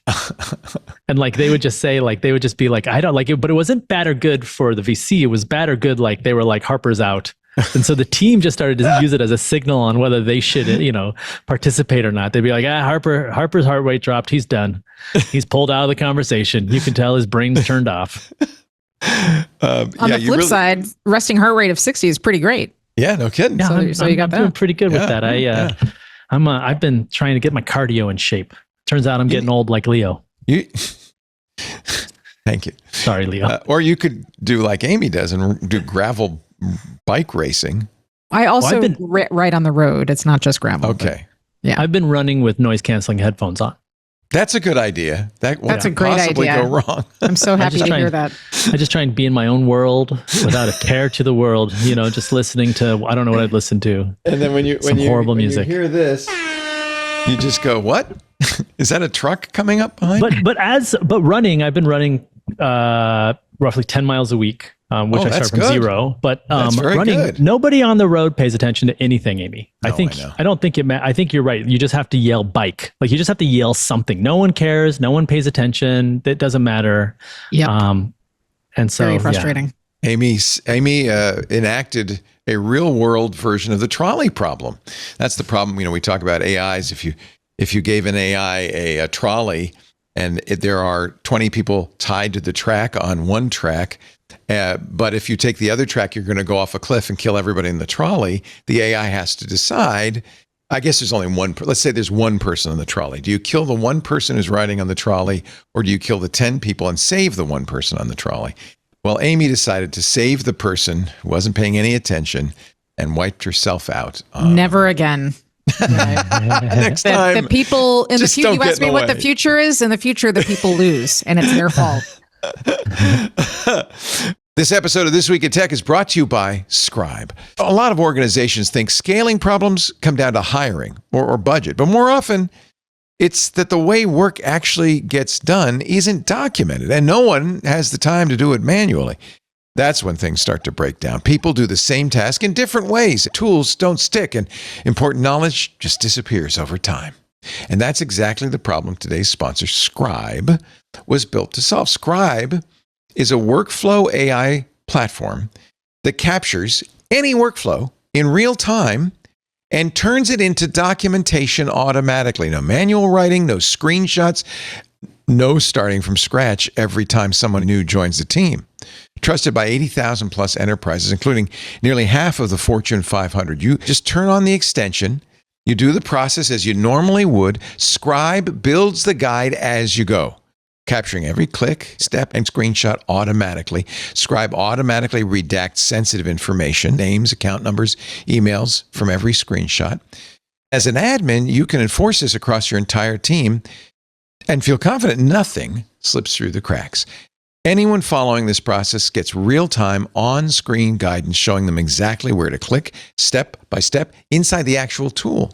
It's there the moment the Scribe is created, and it ensures everyone does critical processes correctly. Scribe will suggest improvements to the underlying workflow, not just document it. Once you can see how a process is actually being done, you can identify where steps are redundant, where people are getting stuck, and where things could be automated or simplified. It's not just capturing how work gets done, it's helping you do it better. To book a personalized enterprise demo, visit scribe.how/twit. That's scribe.how/twit. What a great idea. Scribe.how/twit. We thank him so much for supporting This Week in Tech. Actually, speaking of Chinese models, one thing people seem to agree is that Chinese models are better at video now than ours are. Very good. They're really Very good. That's what Iran's using, I suspect, to make those propaganda videos. Which are also very good. ByteDance and Kuaishou's models outperform Western rivals. This is from the Financial Times in realism and scale. So your contention that AI in China may be only a few months behind ours, OpenAI, AI in China might only be a few months behind ours. Well, in some areas, they're actually ahead of ours. Here, can you scroll down a little bit? Because you can see right there something that was so. In that video, you saw a little bit of a head wobble, which is a tiny. Do you see it? Yeah, it's an Indian gesture, Right. that is not known in the West. Right. Well, it is a very Indian, but these little tiny little nuances lend an authenticity. Yeah, this is using sea dance, And it is more than like 15 seconds long. Yeah. C-Dance is incredible. It's an incredible product. I think you mentioned that head wobble is really interesting, Amy, because this gesture, we have in the West maybe nodding yes and shaking your head no, but this gesture is very meaningful. And there's multiple versions of that. There's not a single head wobble. There's different. Right. And so the ability to do that in a AI is fascinating. Yeah, I don't know. And I don't see any uncanny valley in this video, by the way. If you didn't know it was AI, you wouldn't say, "Oh, that's AI." It's a little choppy, so I would probably think it was. But to your point, and that doesn't look very good. And the text was bad. It's not good at text still. I would be curious to know, I have not seen how, I obviously haven't seen the prompts, but what I'd be really curious to know is, did they say this is a family in this region in India or this type? You know what I mean? And then were those cultural cues added in automagically? So yeah. There is, we're getting there in the West as well. There's a really amazing YouTube channel we've been talking about on intelligent machines called Chloe Does History. Have you guys seen this? It is so Chloe, who is fully AI generated, is a kind of typical influencer, right? She's doing a lot of selfie videos in historic places. So here she is in ancient London. No. But it's very credible. That is fish and smoke and something I genuinely cannot name, and I have made a mistake coming this way. So the plan is I'm going to check in at my room in the inn, get into the market, see how people actually live. So the guy who does this is a historian. He's interested in actually recreating history. So he uses authentic drawings of the period, and he has many different periods. And then somehow, I don't know how he's doing the influencer. This was London in 1536, but somehow he's doing the influencer as well. It's Chloe VS History is the channel. Now, he isn't really forthcoming. He has I bought it, a $69 EPUB on how he does it, but he's not fully forthcoming in how he does it. But he is using Western video models. But yeah, one of the giveaways is that choppy. Is the history good? Is it like credible? He says it is. Good. Oh, good. Yeah. That's the best way. Okay. So this one is her in on the Titanic. This one is her in on the Titanic, right? I heard this morning that Captain Smith is attending a dinner party tonight in a private first-class restaurant. This is my best chance. She's going to try to warn the captain that the Titanic is going to hit an iceberg. Find a book, and so she finds him. Captain Smith, I have very credible information that there is a significant iceberg risk tonight. And he Just so you know, he just brushes her off completely. I think some of the history in this is a little bit influenced by the movie Titanic. But I've read I read a lot about the Titanic, and as far as I can tell, it's actually fairly accurate. It's accurate enough. Here's the thing. I think this is impressive from the point of view of if you had a ninth grader who wasn't that interested in history, but maybe would be galvanized by this notion of an influence, something identifiable, an influencer stuck in these historic periods, it might be a hook that you could get people interested. I think that's the creator's intention. Huh. So I think it's very interesting. By the way, 1.9 million views of this Titanic video. It's a 1 month old. So he's definitely getting traction on this. Certainly better than me showing Petra drunk history, which I thought was age appropriate a couple of years ago, and I forgot was not. Oh, maybe not. Maybe not. No, it was not. Yeah. But this is kind of that same ilk, which is something like, here's a way to make history more identifiable. Here she is in ancient Rome. And what he's done is taken drawings and pictures of ancient Rome and brought and animated those and then put Chloe in the scene. Every once in a while, there's some anachronisms. There were some guys in sunglasses walking around. I thought that was probably not accurate. But I mean, for instance, one of the things people don't know about ancient Rome when they go visit the ruins is that all this stuff was very colorfully painted.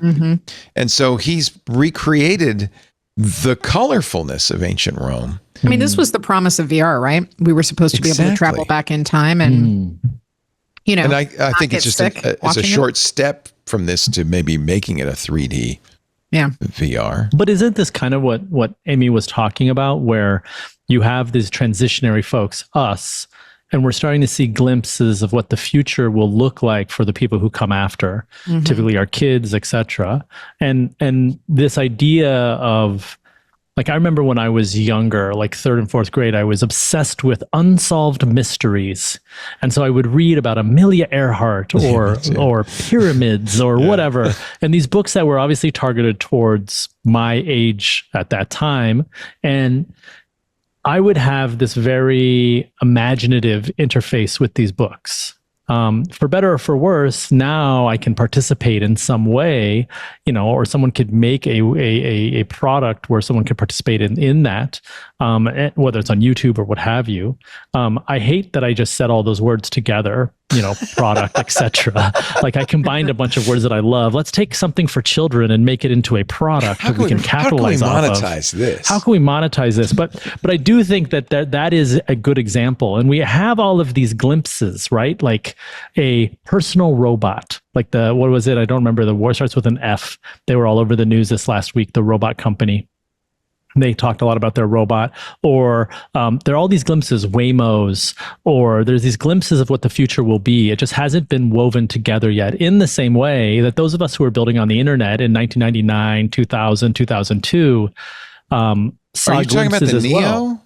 No, he's talking about the is it not format factor? something? It's not factor. It's was it factor? Chat room, what's he talking about? He's talking about the humanoid robot. I have outsourced my brain promises to a bunch of humans in a chat room, so that's working pretty well. This is the company that's also working on skin, that they're trying to make lifelike human.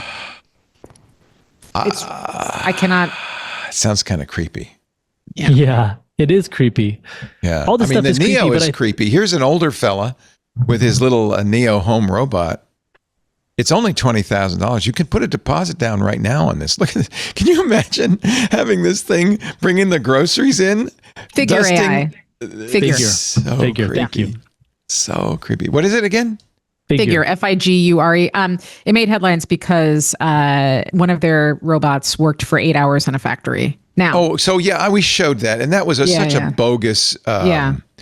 Video. The thing everybody forgets is there are still humans involved in a lot of this on the back end, watching and manually helping. So but the point is that it's a glimpse, right? Because we see the teleoperated one that is doing it. There was something I read about the difference between Waymo and the Tesla, the cabs. Like, the Tesla cabs are human driven, and so when they get into a problem, the humans get them out of the problem. Yeah. Right. Whereas the Waymos are algorithm driven. When they get in a problem, the human helps guide them out of the problem, but they use their AIs to get themselves out of the problem, which means that it's learning, it's help, it's continuing. And I think, but the bigger point here is that this is just a glimpse of the future.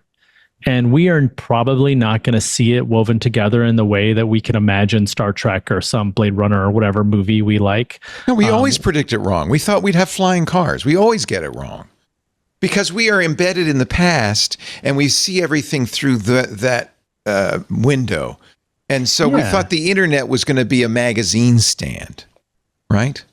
Well, it was for a little bit. It was because that's who was making those websites, was people. Right. That's who they thought it was. This is why the field of strategic foresight, which is where I happen to operate, is so important, because you want to pick up signals along the way. As you know, like, this is what Harper's saying, right? Like, this isn't the future. It gives us a glimpse of a change that's going to happen, but how does that fully render? We don't know yet. Are you optimists? I'm not a anything. I'm a whatever. You resist this kind of characterization. I do, because don't forget, in my field, at some point, most of the people become eugenicists, and they always do. Why is that? They always do. Because It's at such some a weird point, thing. because if you are good at this job, two things happen. One, you amass more credibility and power and riches over time, as anybody does. And two, you start to believe that your ideas are correct. It becomes a self-fulfilling thing, and that So you just want to kill eventually the leads lower to- the no, the it's not about. proles? It's not about killing. It's No more about proles. no, but this is Because where isn't you go- eugenics about like changing our genetic structure to get rid of the subhumans and It's about, I mean, why do you think Like all these dudes are Aryan- spreading their seed around? Yeah. You know, Yeah. Elon is, Yeah. because Yeah, they Elon's- believe, yeah, or like Oracle Larry Ellison. Thank you, has an island where it's, he's working on longevity, and that's what inevitably. Larry Page of Google even said the quiet part out loud when he said, we really want an island where there's no government regulation so we can do our thing. He said this years ago. Is that a concomitant of becoming Why don't filthy they use rich? Sealand? They should use Sealand. There was an example. Yeah. We're going to take Brian is all a these baron of Sealand. disused. Yes, we're going to take all these disused oil platforms and we're going to make them into little countries where no one's going to mess with us. Yeah, Brian is a baron there. Is he? So, He yes. bought into this? Is he No, living I did. here now? That was no. Or you did? I bought You him. made him a baron. Yeah, I did. Does he also have a crater on the moon named after him? Yeah, that Or was a star? Let's not get ridiculous. Here's the robot you were talking about sorting packages, but this is such a bogus demo because notice the packages are very uniform. And somebody in our Discord pointed out, all you need is a camera or a series of cameras on all sides, and then you could just flip the thing till all it's doing is putting the barcode face down. I agree, but its hands are articulated in a way. Some of true. what's happening there is more advanced. Yeah. And I we've really seen wish this in the past where it would lose packages over the edge and stuff. It's much better than it was a year ago. we need to unhook from the idea of robots as humans. First, it anthropomorphizes them in a way that's not healthy. And secondly, the vast majority of what's being created is not that. It is all different form factors and types of little machines that As automate. it should be. They're purpose-built. Yeah. But to your question earlier, this is how you miss the future. You get stuck with this image in your head that the future Don't look is like a human. walking, talking robots. Yeah. And then this other thing seems to come out from nowhere because you just weren't paying attention to all those signals. This is the dystopian future of the Neo robot, where the humans are just sitting there playing with cards while the robot is wandering through your house, spinning the globe, giving you flowers. This is so The freaking dystopian creepy. future is the fact that they're playing war. Oh, Like it's that's so the worst card dystopian. game ever. Play literally any other game. Like if that bothers me more than the robot. This also plays like the beginning of a horror movie. It is It such does. a horror 100% movie. does. Come into the house, human. Would you like another beer? Oh, shaggy one. It's just not. This is not. I don't want this. And look at this little step thing. I don't want this. I don't mind getting up and getting a beer. You'll have it. It just won't be this. Like you're going to get something along these lines. Like I like if you like. Obviously, there's been a bunch of China talk this week, but one of the things that was really fun. Are you an optimist? Are you an optimist, Harper? I am approximately an optimist. Okay. And I think I've said this before. Like, it seems like we're at the cusp of going the route of some amazing post magical world where it's Star Trek and all sorts of stuff, or we're in the Mad Max world. And I'm kind of pro on both sides. Like Mad Max had better fashion and cooler cars, but Star Trek was pretty good. But as my Trekkie friend Clint would always say, Star Trek had to destroy the world before they invented the Society of Star Trek. True. And so I think that there's a lot there. But I want to talk more about what Amy just brought into frame here. So I have been on the hunt for an Omnibot for literally 30 years. Do you remember this is an old-fashioned robot? This was a Tomy robot. This thing, it had a tape recorder. It was a little security system. It had a tray. It would bring drinks. So it was a much nicer version than the robot that you just sold. Anyhow, it mostly works. I have to tinker a little bit more with some Are of you the gonna have this electronics. wander around the house? What does your daughter think of this? It has a cassette player, right? It has a cassette player. It does have a Yeah. cassette and it's player. a remote, and it's remote controlled, right? It's remote controlled. It does. The problem is the battery is very specialized just to this, and I've been everywhere trying to find one that actually works. That's what happened to my Segways. I had to this stop thing- using my Segway. My Segways. thing- You had many Segways? I had two, one for each of us. But Yeah, the you could battery program died, this and it and turned stuff. out the battery for the old school Segway, the really good one, is $7,000. Wow. So I had to buy the replacement, and they're crappy. They were cheaper. They have That's that too one. many dollars. Do you guys So I really have- not remember the Omnibot? That was Oh, like I remember that the was- Omnibot. The Tony I- Omnibot. Wow. That's what that was. That was the Omnibot that was it was did all of this stuff. You could program it. Yeah. This is what I wanted when I was a kid. I desperately wanted one of these, and of course, my parents couldn't afford it. Here's one. But it's hard. They are for very 90 rare. bucks. Same to problem find though. one. Battery will not Yeah. charge. Same problem. Yeah. So It looks like Robbie the robot from the day they the were Earth so stood cool. still. The commercials were cool. Like this Yeah. was. I saw this and was like, it blew my mind. I was like 8 or whatever. Yeah, I think we're all of the desperately same wanted generation here. Because, I remember seeing this and being like, I "Oh my don't god!" remember this. I'm too old. I don't. So I've been remember this. tinkering with it. It's clean. It's good. I just have to get the I battery. was to see how probably it the works. parent that said, "We're not buying this." Yeah. No way. Would you like to know what my parents did? My parents, it was the last night of Hanukkah, and there was a small box that was very lightweight, and there was a big box that was extremely heavy. And my sister, who's like the world's greatest gift receiver ever, because no matter what it is, it's the greatest thing she's ever received, and it's a joy to give her gifts. She rips open the paper. There is a pound puppy on the inside. Oh my god! And she was just like her head exploded. It was the greatest thing that had ever happened. She got a pound puppy.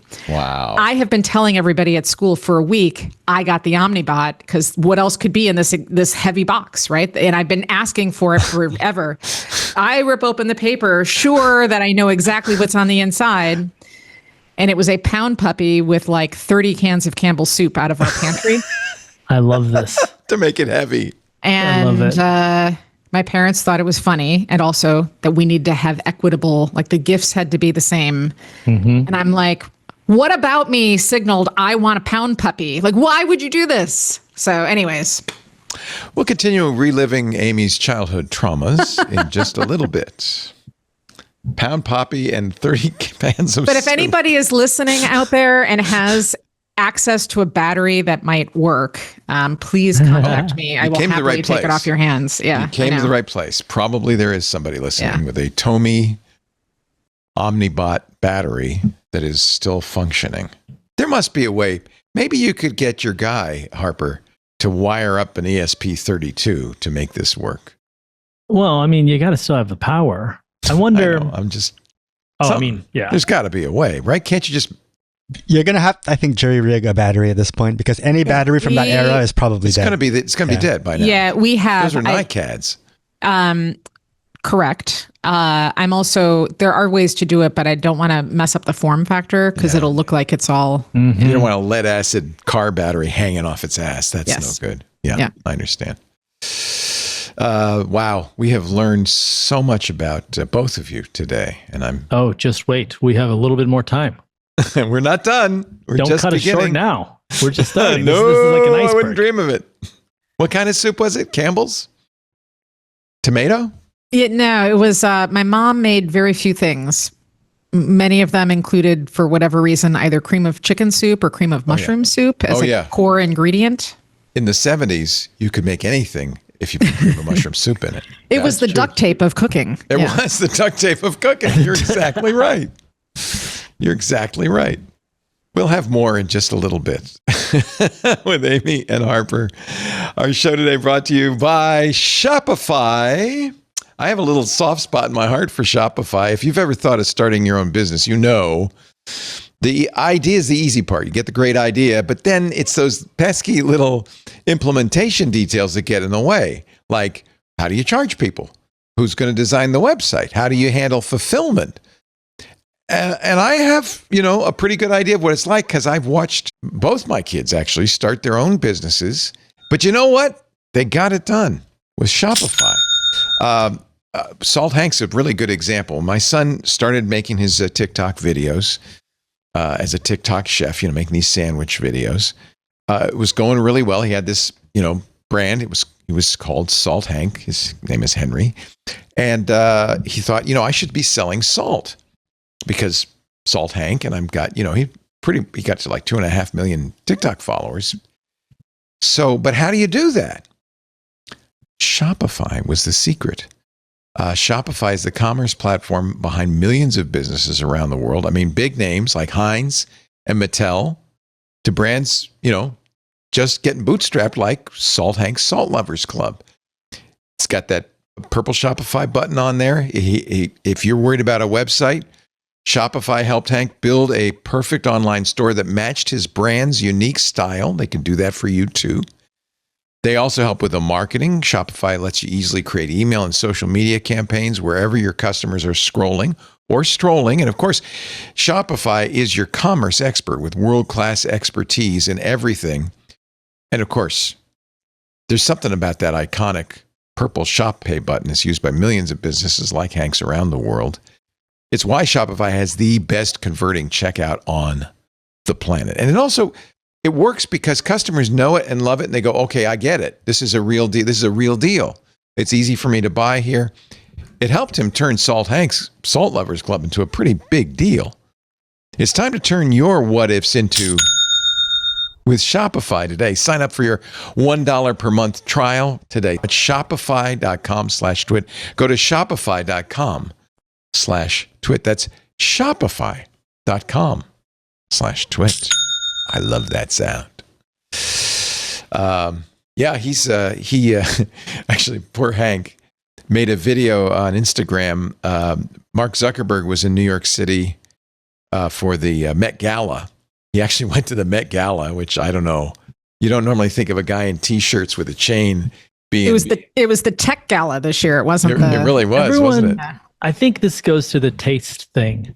Everyone wants to be cool right now, and there are people who they just aren't very cool. I don't know how to say it. Like, no. I think you said that perfectly.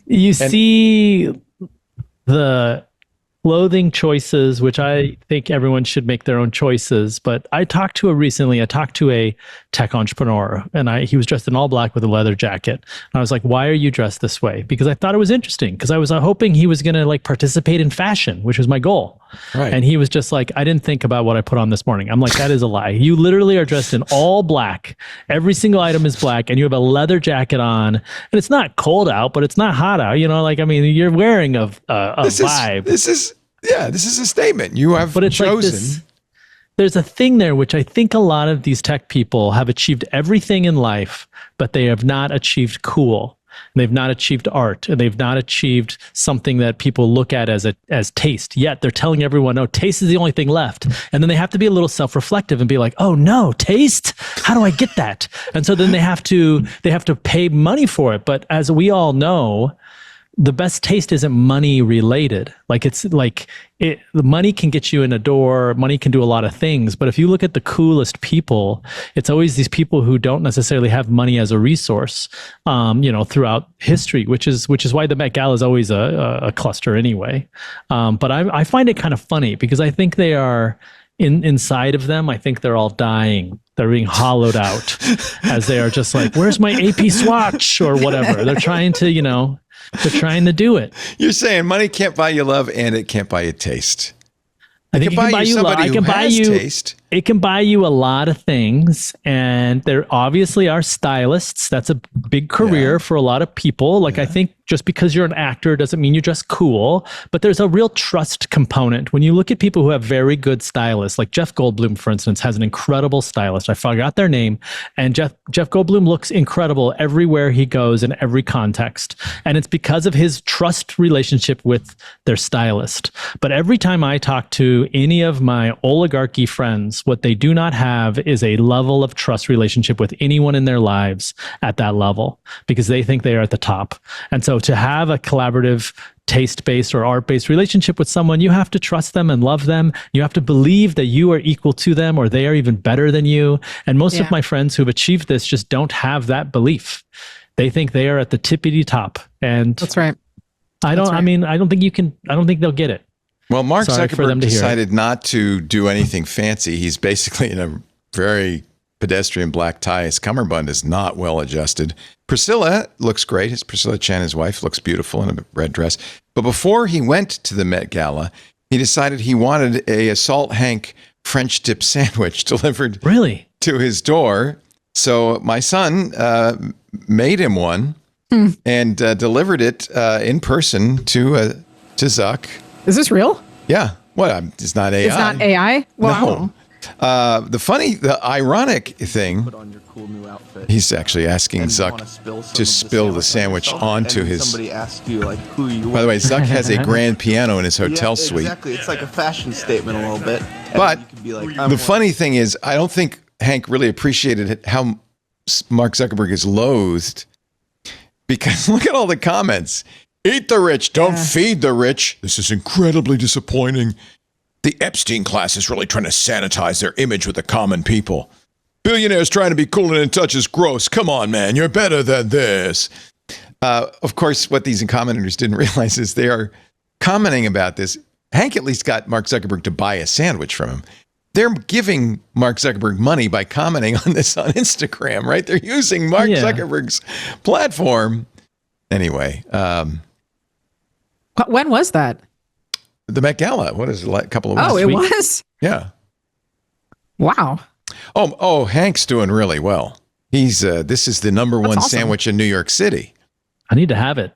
Yeah, I'd like to eat it. We're moving offices. We'll just get it for the new. Are you moving to New York? Office. Are you moving to New York City? We've always had an office in New York. We just rented out. We took a longer term lease on a floor of a building. So with a kitchen. He's in the West Village. Jones at Bleecker. All right. Got to get there early because he sells out almost every. There's a long line, and he sells out every. Yeah, he only makes one thing. He makes a French dip sandwich. Wait a minute. Sorry, the dots just connected. That's your kid? Yeah. I know exactly what this is. Sorry, I don't. Oh my God! Yes, that is a big deal. Well, you know what? This is great because I love it that he never played upon his name at all. This is not. He just. Yeah. No. I just. Wow. Yeah. Salt Hank is Henry Laporte. Oh my God! All right. I just want that mustache. I know he's got the Mario mustache, which is now. I told him you blew it because you can never shave. That's incredibly cool, Leo. Yeah, that's a hot commodity. He's very hot right now. Yeah, yeah. Actually, he's his next thing. He's he's buying a restaurant in the city to open a fine dining restaurant that he's going to call Laporte's. Huh. And I said, there damn well better be a family table. That's all I can say. Are you going to get a table? You got to get one. Hey, how did your show do, by the way? Amy, maybe people don't know this. We mentioned it last time you were on, was one of the producers of a Broadway hit called Chess, the revival of Chess, with a new book that was more timely. Yeah. Is it still running or is it over? It very much is. So, wow, it's still on Broadway. It wasn't supposed to run this long, was it? No, no. It's his historically failed every single time somebody has tried to revive it. People might know the song "One Night in Bangkok" by Murray Head, which was a hit. It's nominated for 6 Tonys, I think. Congratulations! And if you are not a Broadway person, this is a good show for you because this is not like a Broadway show. This is a show about geopolitics, like the USSR versus the US. And the music is, the band is on stage and it's more rock music. It was written by the two Bs of ABBA. Benny and Bjorn. Yep. So I'm actually executive producing a new show about the far future of AI, which is what I thought you were talking about. But tell me about that. You have become. Are you now an impresario? No, I just I'm an investor.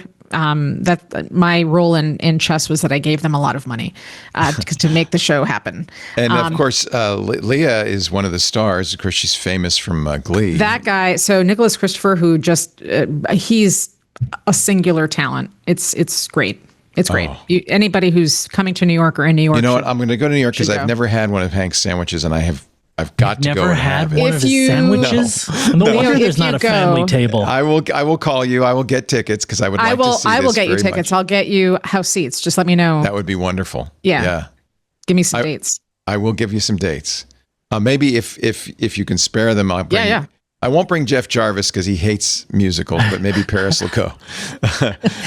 And I won't bring Hank because he hates musicals, but maybe this I is can find not somebody bad. to go with. Jeff No, this would be a good one to see. Yeah. Leah Michelle, who is incredible, and what a great personality and singer.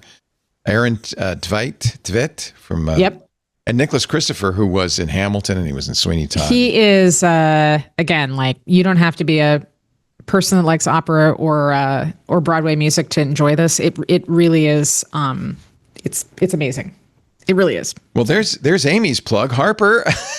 I don't have any plays. I just haven't had I have one. to say, I have been using skills from 2389.ai. There's some very good skills in your marketplace. We have a couple secret ones that are. One of them is called Jam, which gets a whole group of people to work with you.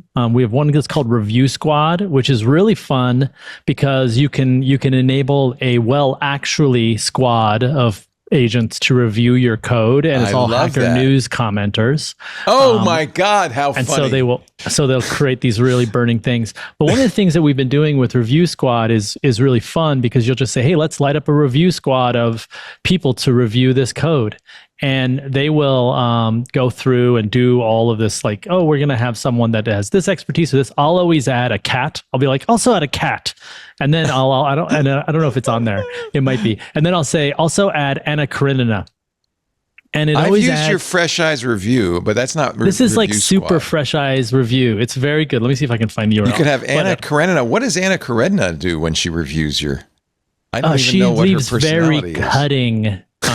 Very cutting and very philosophical reviews that make you a little bit sad. I think you should have Schumpeter in there as well. I don't even know what you just said. Schumpeter, the guy Amy was talking about, the capitalism guy. Oh, that guy. I mean, you can do whatever you want. This is how it works. I have Dinesh and Guilfoyle fighting over my code.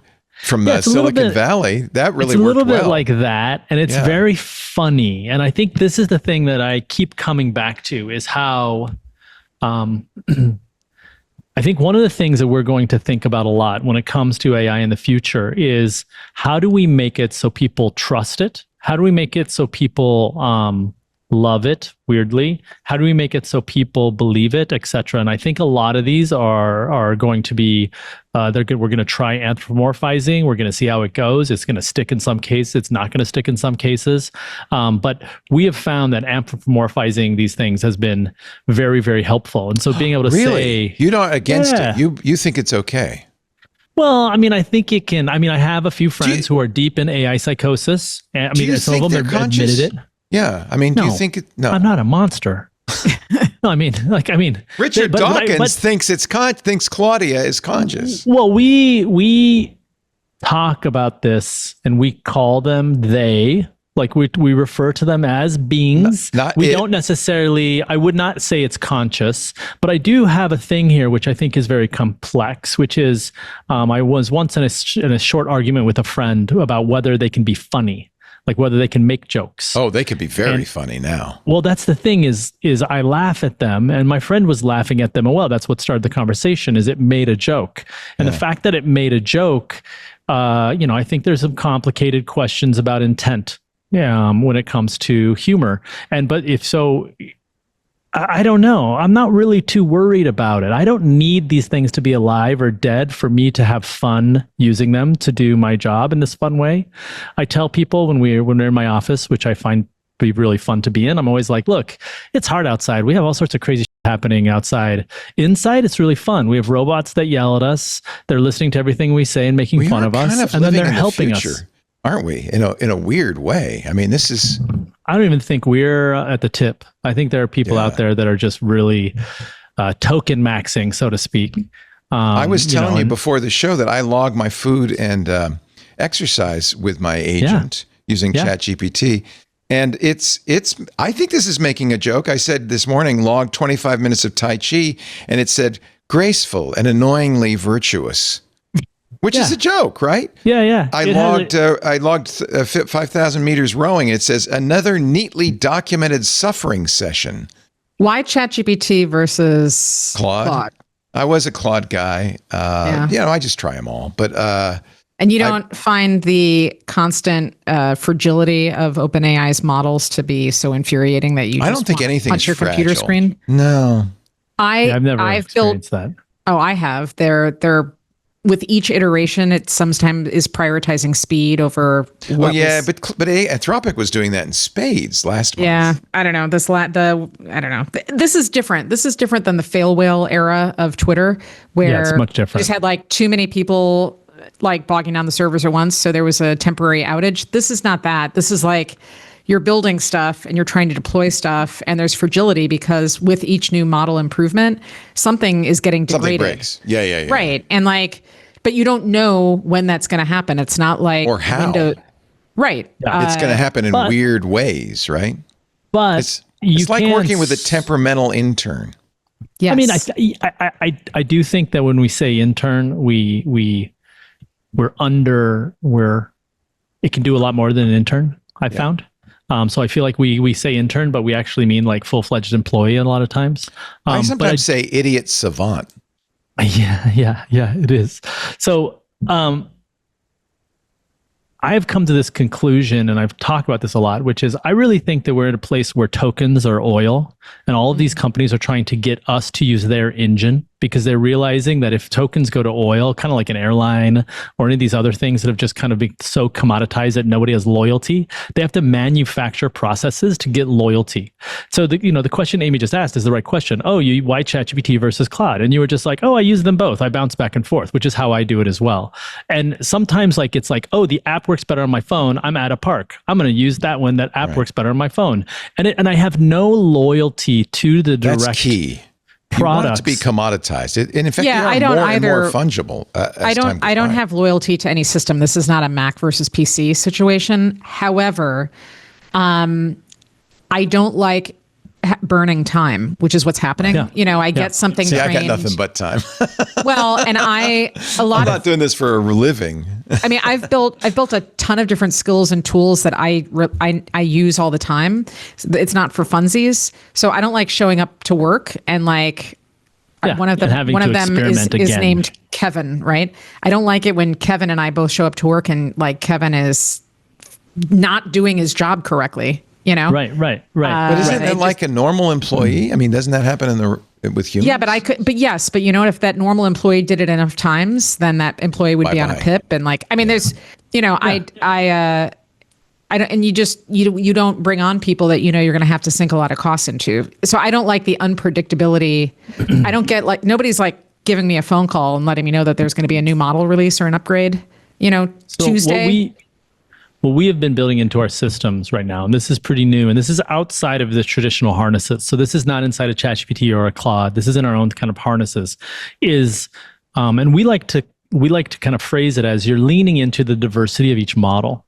And so what I have found is that there's a few people in my life who are doing evals that I can say, hey, what is the best model for coding today? What is the best model for reviews today? What is the best model for building specs or documentation today? And the today there is very important because it really does change that often.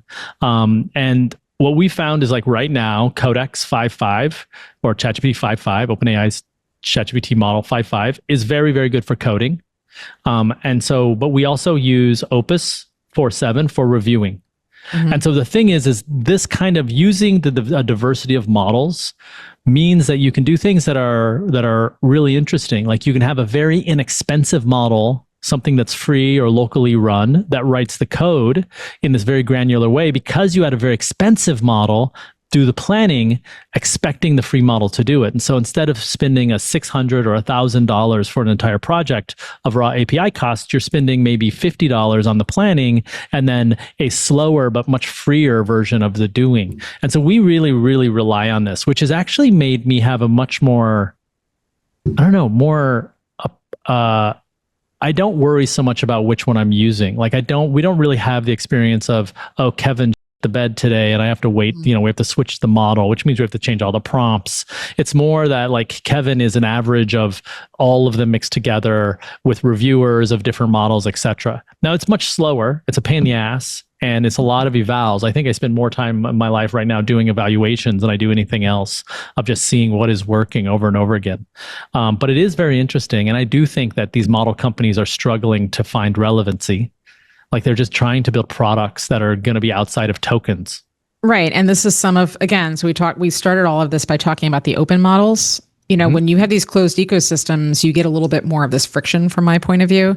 The stuff that I'm talking about is like very narrowly defined singular tasks that I can just offload and it makes my life easier. So I'm not going through evals or it's just stuff that I built to do stuff easier, faster. We have a fairly powerful internal tool that my team built to automate some of the signals and the trends and the modeling. And like, we can find stuff literally before everybody else does with a wide margin, and start to automate the things that come after that. For that, we have a totally modular system that is a mix of multiple different systems, but it's an interesting point Harper made, because I think a lot of leaders who have these expectations that a team is going to go fast on AI because everything is automated don't understand the piece that Harper just explained. It's not, it's technically faster than humans typing things, but for any of these systems to be good enough to deploy without breaking down all the time, you need all of those additional steps. And that does take time. It just does. And I think people don't realize that. Then they have these outsides, these crazy expectations for like. It's also been my goal not to be dependent on any one frontier model. Smart. Yeah. I want to develop skills that are generic enough so that tomorrow I can use ChatGPT and the day after I can use GLM and the day after that I can use Kimi, or all of the above. I really think more and more people are doing what you're both doing, which is having Do you think so? Compete. I don't know. You don't think so? There's like a company saying, we're going to use Anthropic. That's it. Yes. Yes. Because of compliance, like all of the things. That's a good point. They can't it's not as fungible for them. Or they're using, they tend to hitch their wagon to a company or like Palantir, which then. Palantir switches, doesn't it? But you're always using Palantir. Correct. Yeah. So this is the better route, because all of this is so new, is to be as versatile as you possibly can. Right. But there's a legal and compliance issue that makes that super, super, super hard. Yeah. Yeah. I think individuals. It's also contrary to like how corporate, what is it called? There's the word that starts with a P. Like the buying infrastructure of a giant corporate is not like, let's just buy all of them and sign you up for it. They want a big pre-revenue defined spend where they can save money, get 20% off or whatever. And that just doesn't work when everything is, you're like, oh, we have to switch every 2 weeks to figure out what the best one is. And I think that we're just not yet at the end.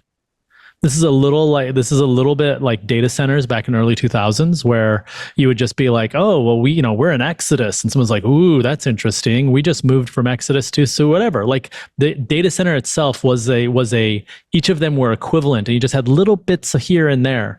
The difference is you're just changing an API right now. So it really is, you can change it. But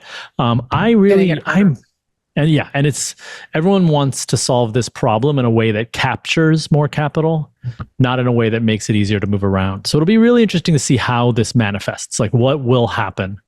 The way you guys are talking, Amy, it sounds like you don't really think this is a bubble. Oh, Leo. Don't go crazy here. So no, the amount of money, the bubble thing is tough. I don't want to equate what's happening right now to the .com era, because they really are very, very different. That being said, I get worried anytime this amount of capital flows into something that is so that everybody has such high hopes for. It's not sustainable. Well, we're also like in the building phase. We're not in the coming up with products that will shift things phase. Right. Companies aren't doing that yet. We're so not like in a revenue phase or we're profit not. phase. So Yeah. a lot of infrastructure has to get stood up, and that's unrecoverable investment that you're not going to make back. What do you think of Jeff Bezos' contention that this is not a financial bubble, which when they pop, you got nothing? Yeah. It's an industrial bubble, much like the railroads of the late 19th century and the dot-com bust, where you got infrastructure. Maybe the companies that built it didn't survive. MCI's gone. The railroads all went bankrupt, but you got the Transcontinental Railway. Yeah. You got the fiber. Here's the difference. Our United States Railway wasn't competing militaristically, diplomatically, or economically with a railroad being built in China. And if anything, we enslaved Chinese people to build our railroads. Yeah. So it is a markedly, and the same was true of, the early internet era was being built. That was a technology that had been around. That didn't start off as a commerce play. It started off as an academic research tool. This is not that. But won't those data centers survive if these companies fail? I mean, if OpenAI goes belly up, I know there'll be a huge financial upheaval. Well, there's a couple things to consider. First of all, everybody's making an assumption that the way that AI is growing and the power needs that it has today is what will be required in the future, and we know that's not true.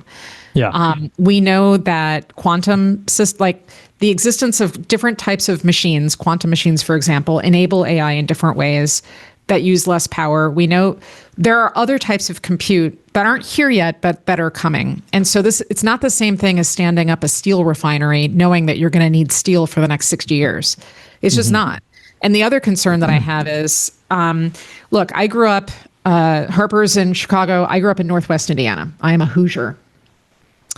And I grew up south of the steel mills in a very, very blue-collar community. Crown Point? Actually, Valpo? No, those are the cool spots. I grew up in Cherville, which is just next to East Chicago, where I was born. And the challenge here is the places in Indiana where some of these data centers are being proposed are the places where the steel mills went.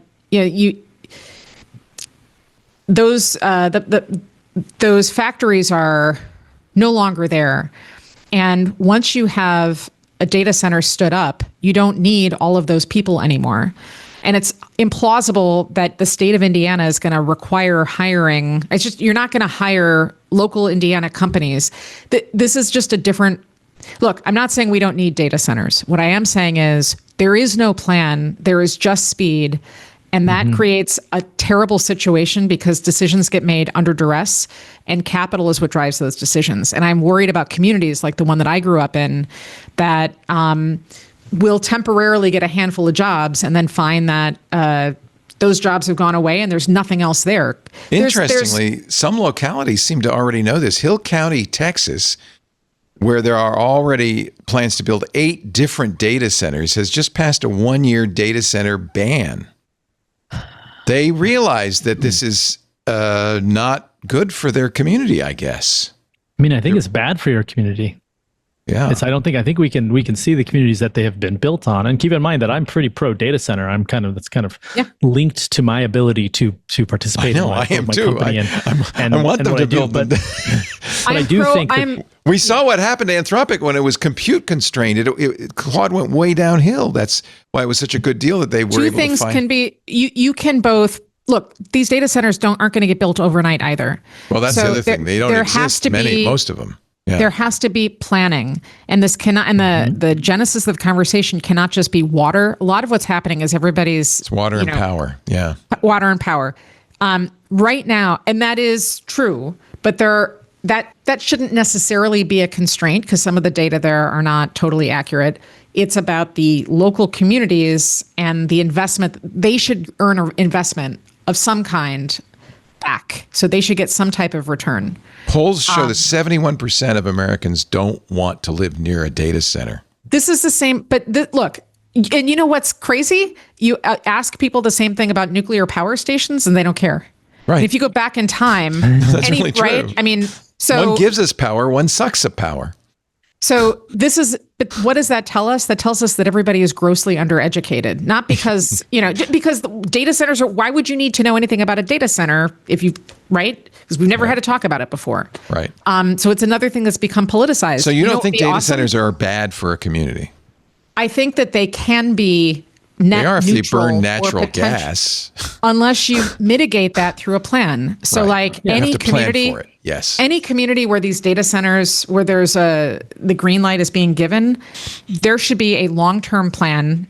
And some of those resources should come back into the community. Once those data centers go online, they should contribute X% back.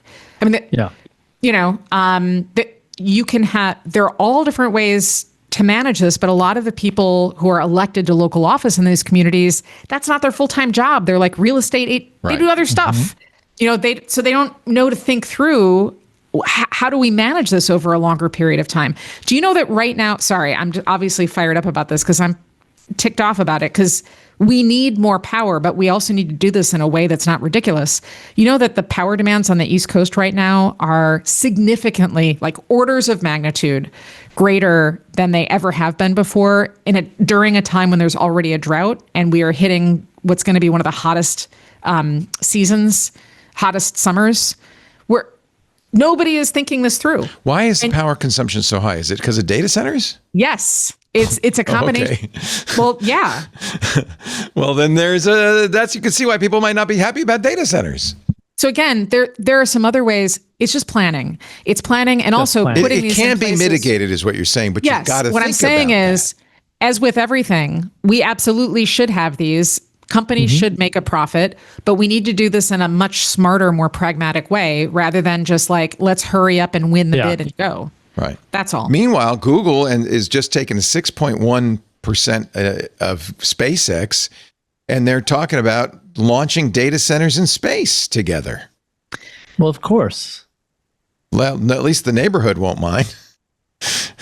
There are some big technical issues associated with data centers in space. I find that to be the least surprising information that anyone has put on the internet, because you're just like, okay, Google is smart. They see where this is going. Right. Like they see this, whether or not the technology is there or the planning is there, the communities don't want it.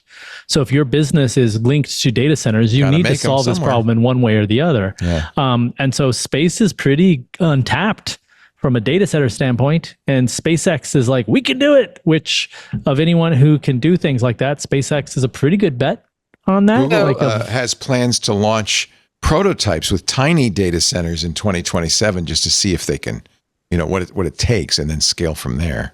So a couple interesting things there. Satellite-based internet is still spotty. So it works, but it doesn't work as good as what we have terrestrially. Lag is an issue. But I just spent, there's a symposium on space every year at MIT at the Media Lab. So I was just there a couple weeks ago, mainly because of Petra. So she was there and I was her arm candy. Oh, how neat. Is she going to go there to college, you think? Not to the Media Lab doesn't do undergrad. No, MIT so though. She's maybe, I would like to say that no, probably not. Her math is good, but not that good. We're looking at, doesn't matter. If anybody out there is on the admissions committee from Princeton, 3 years from now, please look for an application for my Lovely kid. School. Yeah. Does she have a sport? Because you got to have a sport now. No, she doesn't have a sport. She is an Eagle Scout, and she better than a sport. She's an Eagle Scout, and she's going to the University of Michigan this summer for an architecture program. Oh, yes. She applied to a traditional urban planning and architecture program and told them she wants to do that, but off planet.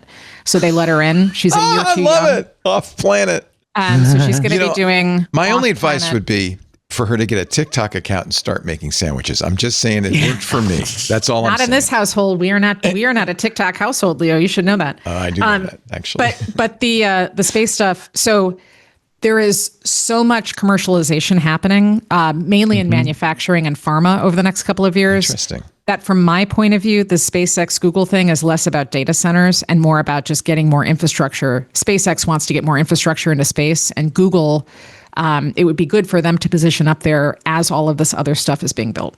So okay. It seems like this is what you were talking about, which is have a lot of irons in the fire. Yeah.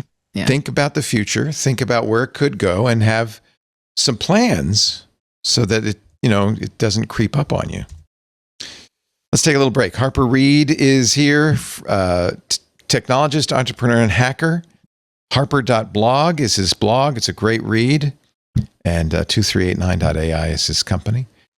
Amy Webb from the Future Today Strategy Group, FTSG.com. If you are trying to figure out what the future holds for your business, this is a very, very good person to call, to talk to. And since you don't do the trend report, can people subscribe to some sort of reporting? Well, we launched something new. It's our convergence outlook. So if you go to our website, ftsg.com, on the front page is something that says convergence. And it is a very different way that's very effective. There's actually a whole thing in there about data centers. And how to be planning differently and what to be thinking about differently. So it's actually a really, really, really useful tool. That's awesome. And by the way, I didn't mention that after you had the funeral for the trend report, you also had a marching band come in to cheer everybody up. I wish I'd seen that South by presentation. If it does not make a lot of sense on video, but people wait for like 4 hours to get into that session every year. I'll send you a copy of it, Leo. But we turned the entire thing into a funeral. So if you were waiting on the line, everybody had black on. You were greeted with a pack of tissues and a pin, but nobody said why. There were funeral flower arrangements. Did so I opened. Sad organ music playing? We did. No, it wasn't sad organ music. We had sad, like Sarah McLachlan. I was about to say Angel on loop, right? Angel on loop. Yep. And didn't tell anybody what was happening. And then I came out in a black cloak, floor length, and welcomed everybody and thanked them for being here today. And I gave a eulogy, dearly beloved, not just for our trend report, but for all trend reports. Oh. And then we had an in memoriam video of trend report throughout his life. And then I ripped off the cake. And then I said, look, we're at this moment of transition. The world is changing. Here's why. We're burying it. And then I ripped off my cloak and had a sparkly outfit underneath. And the Texas Longhorn Marching Band came in, which was insane. And it was a little party. And then everybody settled back in and we got down to business. Fantastic. Love it. Love it. It was I love marching band. Yeah, awesome. Anytime you can have a marching band. And they were amazing, and the students were cool. And for a hot minute, I played quads in our marching band. So there was that. You're a clarinetist, and what is a quad? Is that a drum?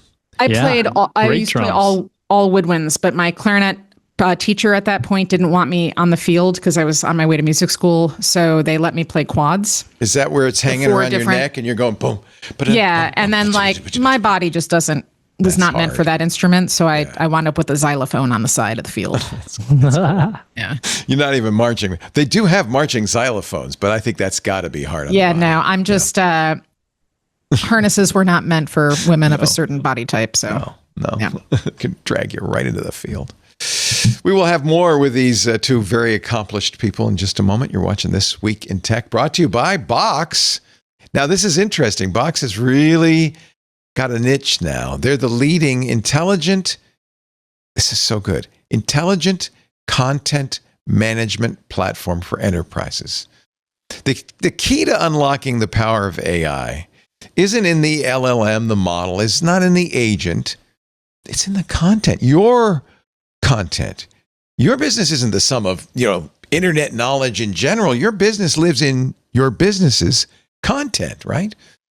Now, we all know AI is not some far-off idea anymore. It's dynamic innovation that's happening right now. It's here to stay. It's already having a profound impact on the world. So Box's mission is to power how the world works together, making it easy to access information from anywhere and collaborate with anyone. Box serves more than 97,000 companies, and get this, 68% of the Fortune 50. Many companies are underestimating AI's transformative potential. Rather than reimagining their operations, they're just bolting AI onto existing processes, capturing, somewhat modest productivity gains, but they're missing the opportunity for fundamental business transformation. Becoming an AI-first company isn't just about automating what you already do. This is exactly what we've been talking about. It's about reimagining what's possible. And this is the thing. You're going to love this. This is what Amy was talking about. Box AI works with all the major leading AI model providers like OpenAI, like Anthropic, Google, XAI, and more. So you're always able to use the latest AI models with your content. This is so important. Here are just some of the things businesses are doing with Box AI right now. Use Box AI to, for example, extract key metadata fields from contracts, from invoices, from financial documents, from resumes, all your documents to query and automate workflows. You can use Box AI to ask questions about any type of content, like sales presentations, those long research reports, and more. Here's the thing. You can do it for thousands of files at once, at the same time. Or leverage Box's AI APIs to integrate into your application stack for any document processing and data extraction. Box AI handles the vector embeddings, the retrieval augmented generation, the RAG, the agent customization, all in its platform. And you can do all this without sacrificing security, maintaining the highest levels of security, compliance, and data governance over 115,000 enterprise trust. You need a context layer that gives AI the context it needs, while giving the teams the flexibility they need to test and leverage various models for different use cases, just what we were talking about here. This is the way to do it. Visit box.com/AI to learn more. That's box.com/AI, box.com/AI. We thank them so much for their support of This Week in Tech. That's a really interesting example of a company. It's not a pivot, but a company that's leveraged its core business in a way that makes perfect sense in a new modern context. I think it's a really good example of what you can do if you're flexible. It's a different kind of pivot than Allbirds. Yeah. By the way, I'm so disappointed because I love my Allbirds. Oh my God. I love these damn things. And now it's, I don't know what it is. It's an AI company. It's like the Long Island Iced Tea and blockchain company. That's just a stock market ruse, isn't it? They're not going to make slippers anymore, I'm sad to say. Supply chains are hard. AI is, easy. Is that it? It's because it's made in China and there's tariffs and it's supply chain issues and stuff like that. I don't know. Is it? I don't know. I don't know what the unit cost to make an Allbirds sneaker is. They're ridiculously expensive. Yeah. That's the thing that's so frustrating. I mean, this shouldn't cost $150. Yeah. But it does. I don't know why. I don't believe in them. Like, you don't think they exist? Nope, never seen one. Well, if you've never seen one, you probably will never see one now. So there you go. They're like angels. They're going back home. OpenAI has created a new 10 billion. OpenAI, it's so funny because at one moment they're saying we're gonna cut down all the extra things that we're doing and we're going to really focus. We're going to copy Anthropic. It's all going to be about enterprise coding. And then they say, oh, but we got this new $10 billion company to help businesses deploy AI. Well, it ain't Sora, I guess. Well, I mean, I was asking one of our investors the other day about this, in that I wonder if there is any other business models other than AI advisory and enablement, because there's this problem in that every SaaS product out there can be whipped up and created that works specifically for your internal requirements of your company. You don't have to use, some giant SaaS provider. Salesforce is such a good example. Salesforce created a perfect platform that you can configure to do anything, and thus has some really big complexities there that it works very, very well. But now you just don't have to have any of the complexity. You just build from scratch the thing that works for your specific use case. And so if you're OpenAI, you want to do enablement, which is much less about building a product with a capital P. It's much more about building process, about building opportunities, about connectors, et cetera. And you can see this internally to how their consumer products work. They've just launched finance, which all that is a Plaid connector. That's not any product with a capital P. They didn't build like a Mint killer or anything like that. Just Plaid and Google and OpenAI, and then it knows everything. But the point being is that you can kind of do this with a lot of things. They're doing it with health too, right? That's what health is. All the people that are saying that, this is the end of SaaS, I think that's sort of true, sort of not true. It's a little hyperbolic, but it is very clear that we have been cutting our SaaS costs internally by just building new versions of our own software that works specifically to what we do. But we're also a team of very highly technical people. So I think that's not yet evenly distributed. But what I have found, there's two interesting things I've found over the last 6 weeks. The first one is every giant company I talk to has the same question, which is how do we use this?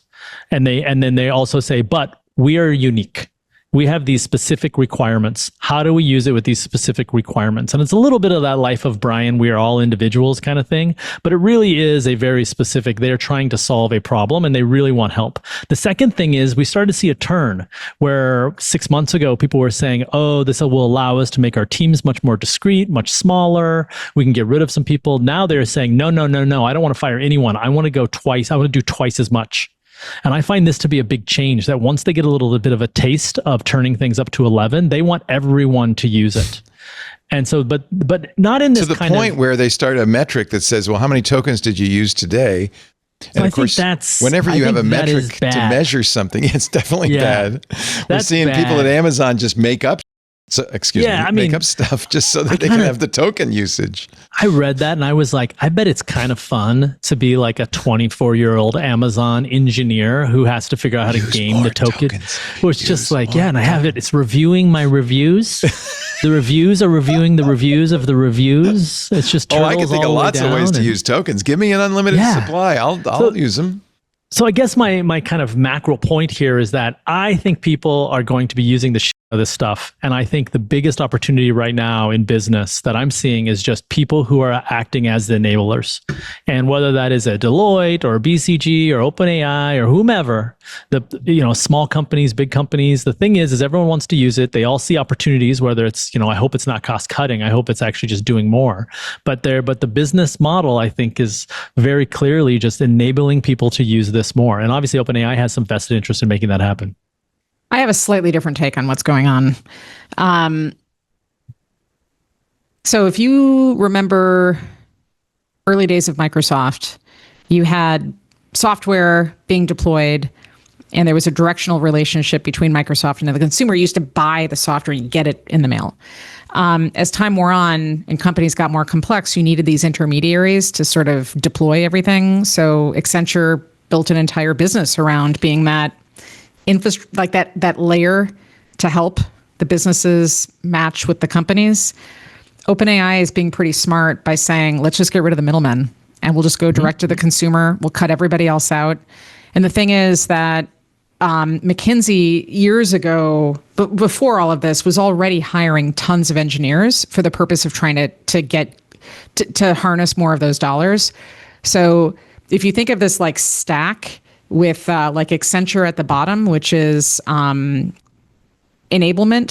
and McKinsey at the top of it doing more sort of strategy and planning and thought leadership or whatever, there's money to be made by going down, by capturing more of that value.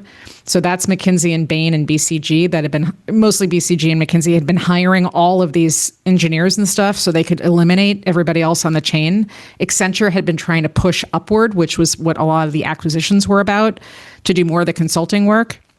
And OpenAI, I think very smartly was like, forget these dudes. We're going to go and do our own thing for the purpose of not just selling more, but being able to direct future moat. I mean, once a business gets locked in, they're not going to be able to get back out. And why were, BCG is going to move a floor of people into your business. You are going to get charged exorbitantly for lots and lots and lots and lots of people to do work that quite frankly doesn't require so many people, but that's part of the billable hour structure. So this was a smart move. Harper is correct in that people don't quite know what to do yet. My concern would be there's no buffer now. So you better make sure that somebody internally is being very blunt with you about what you're giving up by going directly to any of these companies, because you are giving things up. And so you need to be very much eyes wide open. Do you think that this is what, this is what the end of SaaS was all about, was companies just do it themselves, right? But companies could never do it themselves. First of all, a lot of companies don't have. Yeah, yes, I know conceptually that's the idea, but you need a bunch of people who know what they're doing, right? And they're hard to come by. And now you've got two businesses. If you're a law firm, right, you're not a technology enablement firm, right? Coding firm and a law firm, yeah. Right. So it made this is what individuals are doing. That's what I think is kind of interesting. This is what I see myself, and I see a lot of people writing our own personal. Sure. So a small to medium enterprise. This is if you are somebody who's willing to experiment. This is going to be a wonderful era for you. It could be a superpower. Totally, you're going to have access to be able to do stuff as long as you. Yeah. It is a superpower, and that's why we're seeing so many businesses that are like, I'm making 10 million ARR. I've been around for a week, and it's just me. And it's like, that's why those are the Twitter threads, is because you are able to do stuff that normally would take a huge, huge, huge team. But I really want to underscore what Amy said. Like, these are not, being a tech company is not the core business of many of these companies, a law firm, et cetera. And so having to do the AI work, which we are very technical, and it is a lot of work. Like, this is what we do. We have a whole company that's venture back to do this work, and they have a lot of money, but that's just not that's not at all their interest. Like, they're like, I need to be lawyers faster. And so if we're just like, well, what if you just isn't that did when a you lot go of out AI and you hire McKinsey? I think there's a handful of places. I think there's a handful of options, right? Like, one of them is you hire McKinsey. The other one is you enable internal people to actually do that work, and lead from the inside. There's all sorts of options on what is going to solve this problem. I don't think there is an answer. But if you hire all those people, now you are a dual business. Now you are a law firm and an AI firm. So Accenture will not.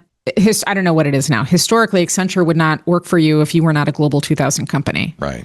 So there is an entire enormous group of people who have been left out, right?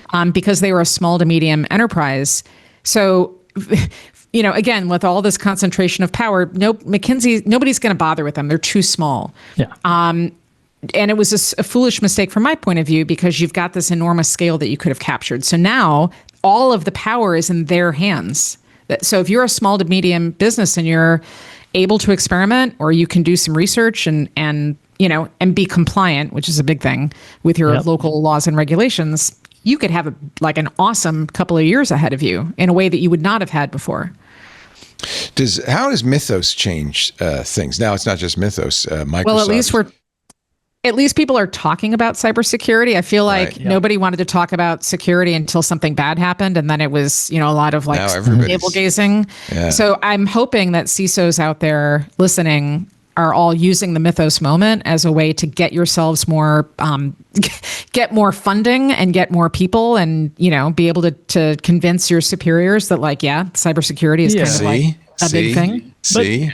There's a couple funny things I think about the Mythos hype, which is certainly it's probably very good. Like, I don't have any experience. For people who go, what are they talking about? Just briefly, let me just say, it's Anthropic has a model they won't release because it's so good at finding flaws, even though it wasn't trained to find flaws. And they've given it to 50 big companies to find the flaws in the big companies before they release it to the public, because as soon as it's public, the bad guys are going to find the flaws. Now, there's some evidence that perhaps this is more about compute or marketing. Nevertheless, OpenAI has something similar. Microsoft just announced something similar called M-. And it's pretty clear that even existing AI models are pretty good at finding flaws. That it's also important to look at when this was announced and how it was announced, and to look at like Mythos was announced right around the same time that Hegseth was going directly after Anthropic. Right. And so this is not just, these things are not announced in a vacuum. It was a political move as well. There is a political move as well. And I think that, if you say to the US government, specifically the Department of War, we have a model that is going to kill everyone. The people who want to kill everyone are going to be very interested in that model. So this Which, is a by very the way, is smart exactly what happened, process. Right? That's exactly what happened. So the other thing I think to really remember is these models are very good. And when I say these models, I say all of the models. GPT 5.5, if you look at the list of things that Mythos apparently did, GPT 5.5 also hit very, very high on a lot of those evals, a lot of those benchmarks. And so we are in a space right now where you can use these models to do security exploit work. You can use it hopefully positively to help make everything more secure, to help make sure that the software that we're all using is better. But you can also use it negatively as a dark side hacker or whatever you call them. And I think the reality is like we can't unring this bell. Like this is already out there. And so Anthropic is taking advantage of this. We talked about the doomerism always sells. Like this is another flavor of that, of allowing for, Anthropic's like, oh my gosh, we're all going to die. And everyone's like, oh, great. I'm going to adopt you because ChatGPT is over here saying we are not going to die. And, I not that I want to kill everyone, but I want the model that's so good that it's going to kill everyone, and it's a very simple thing. I think it's actually going to hurt them in the long run because of what we saw with Hegseth and the government and whatnot. I think that there's going to be some downsides, but I also think Anthropic is addicted to this. I think this is what they love this. Every single model they release, they're like, we can't release it. This is going to kill everyone immediately. I was talking and then to 6 weeks later, they're like, it's available for all the consumers. Yeah, but don't forget, this was the playbook of OpenAI in 2022 or whatever. It was. Yeah, they said ChatGPT 3 was too. By the way, that was when Dario was at OpenAI. It was Dario's plan. He said it's too dangerous to release ChatGPT 3. Which wasn't that good. Or maybe it was 2.5. It was a very early, not so hot version of ChatGPT. But regardless, I do think this is a plan, and it is a real thing that they're doing. And I think as consumers, and especially as people who might be making decisions within a business context, it's important to look at where the evals are and the benchmarks are for your business. Does it work really well for your business? Because you might be able to get away with a much cheaper model. Because I think wasn't there some leaked pricing on Mythos that was just like $10 billion or some insane amount of money? Well, that also raises another issue of the haves and have-nots. Like if the good AI is too expensive for people to use, only the big guys get to use it. That is a really problematic situation, where only big companies and billionaires can use real good AI. That puts the rest of us at a massive disadvantage. But it's not you don't think that's going to be the case, Harper? Well, I mean, I think it is currently the case now with a lot of things that aren't just AI. Like, I don't think that. Income inequality is a big problem. Yeah, listen, you can talk housing. There are literally no more houses in Chicago. Like, Chicago is not a small populated I know my daughter's space. trying to find somewhere to rent in San Francisco, and the AI tech boom has just made it impossible. You just can't. So I think that there is definitely haves and have-nots, but I will introduce this other kind of idea. Like, if you want to reverse engineer stuff or to be a security researcher, you could probably do very, very, very well with some of the open source models. Yeah, it's going to do better than you would have done 5 years ago by yourself. Yeah. So there are haves and have-nots. Certainly Google having Mythos and fixing all their bugs or what have you is good.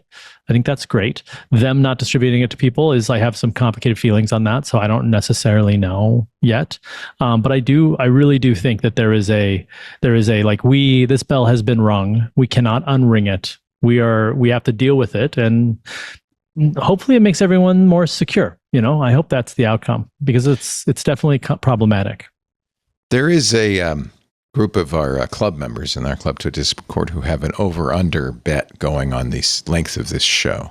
And I've already... Is it too late for me to go into Polymarket? Or yeah. I just was going to start listening to Lex Friedman's interview with David Hennemeier Hansen, and I looked at the time, and it's 6 hours long, and I thought, and they think our shows are too long? 6 hours long? Okay. I don't, maybe there's something wrong with my podcast catcher, but that seems like a little bit longer than our show. This show will not be 6 hours long. In fact, to that end, let me do the last commercial. We can start to wrap things up. But I hate to, because I love having Amy and Harper on just talking about, I had this whole agenda of stuff we were going to talk about. Forget it. This is good. I think we covered a lot of it, though. We did pretty well. Yeah. I'm kind of throwing the stories in bit by bit. Yeah. Here and more there. natural that way. It is. Yeah. It's more natural. This is a natural show. Our show today brought to you by NetSuite. Every business these days asking the same question. How do we make, you know what the question is, how do we make AI work for us? The possibilities are endless and guessing is too risky, but sitting on the sidelines is not an option either. Because one thing is almost certain, your competitors are already making their move. Well, no more waiting. With NetSuite by Oracle, you can put AI to work today. NetSuite is the #1 AI cloud ERP, trusted by over 43,000 businesses. And here's the strength. It's a unified suite that brings your financials, inventory, commerce, HR, and CRM into a single source of truth. And that connected data is what makes your AI smarter. So it doesn't just guess, it knows.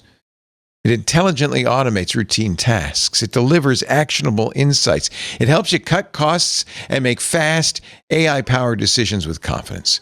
You've got total flexibility from software and IT services to healthcare, equipment manufacturing, financial services, and many other great American industries. NetSuite delivers a customized solution for your business.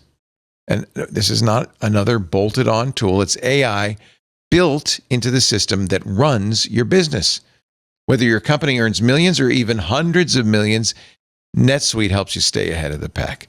So if your revenues are at least in the 7 figures, get NetSuite's free business guide, Demystifying AI, at netsuite.com/twit. The guide is free to you at netsuite.com/twit. netsuite.com/twit. netsuite.com/TWIT. And we thank NetSuite so much for supporting This Week in Tech.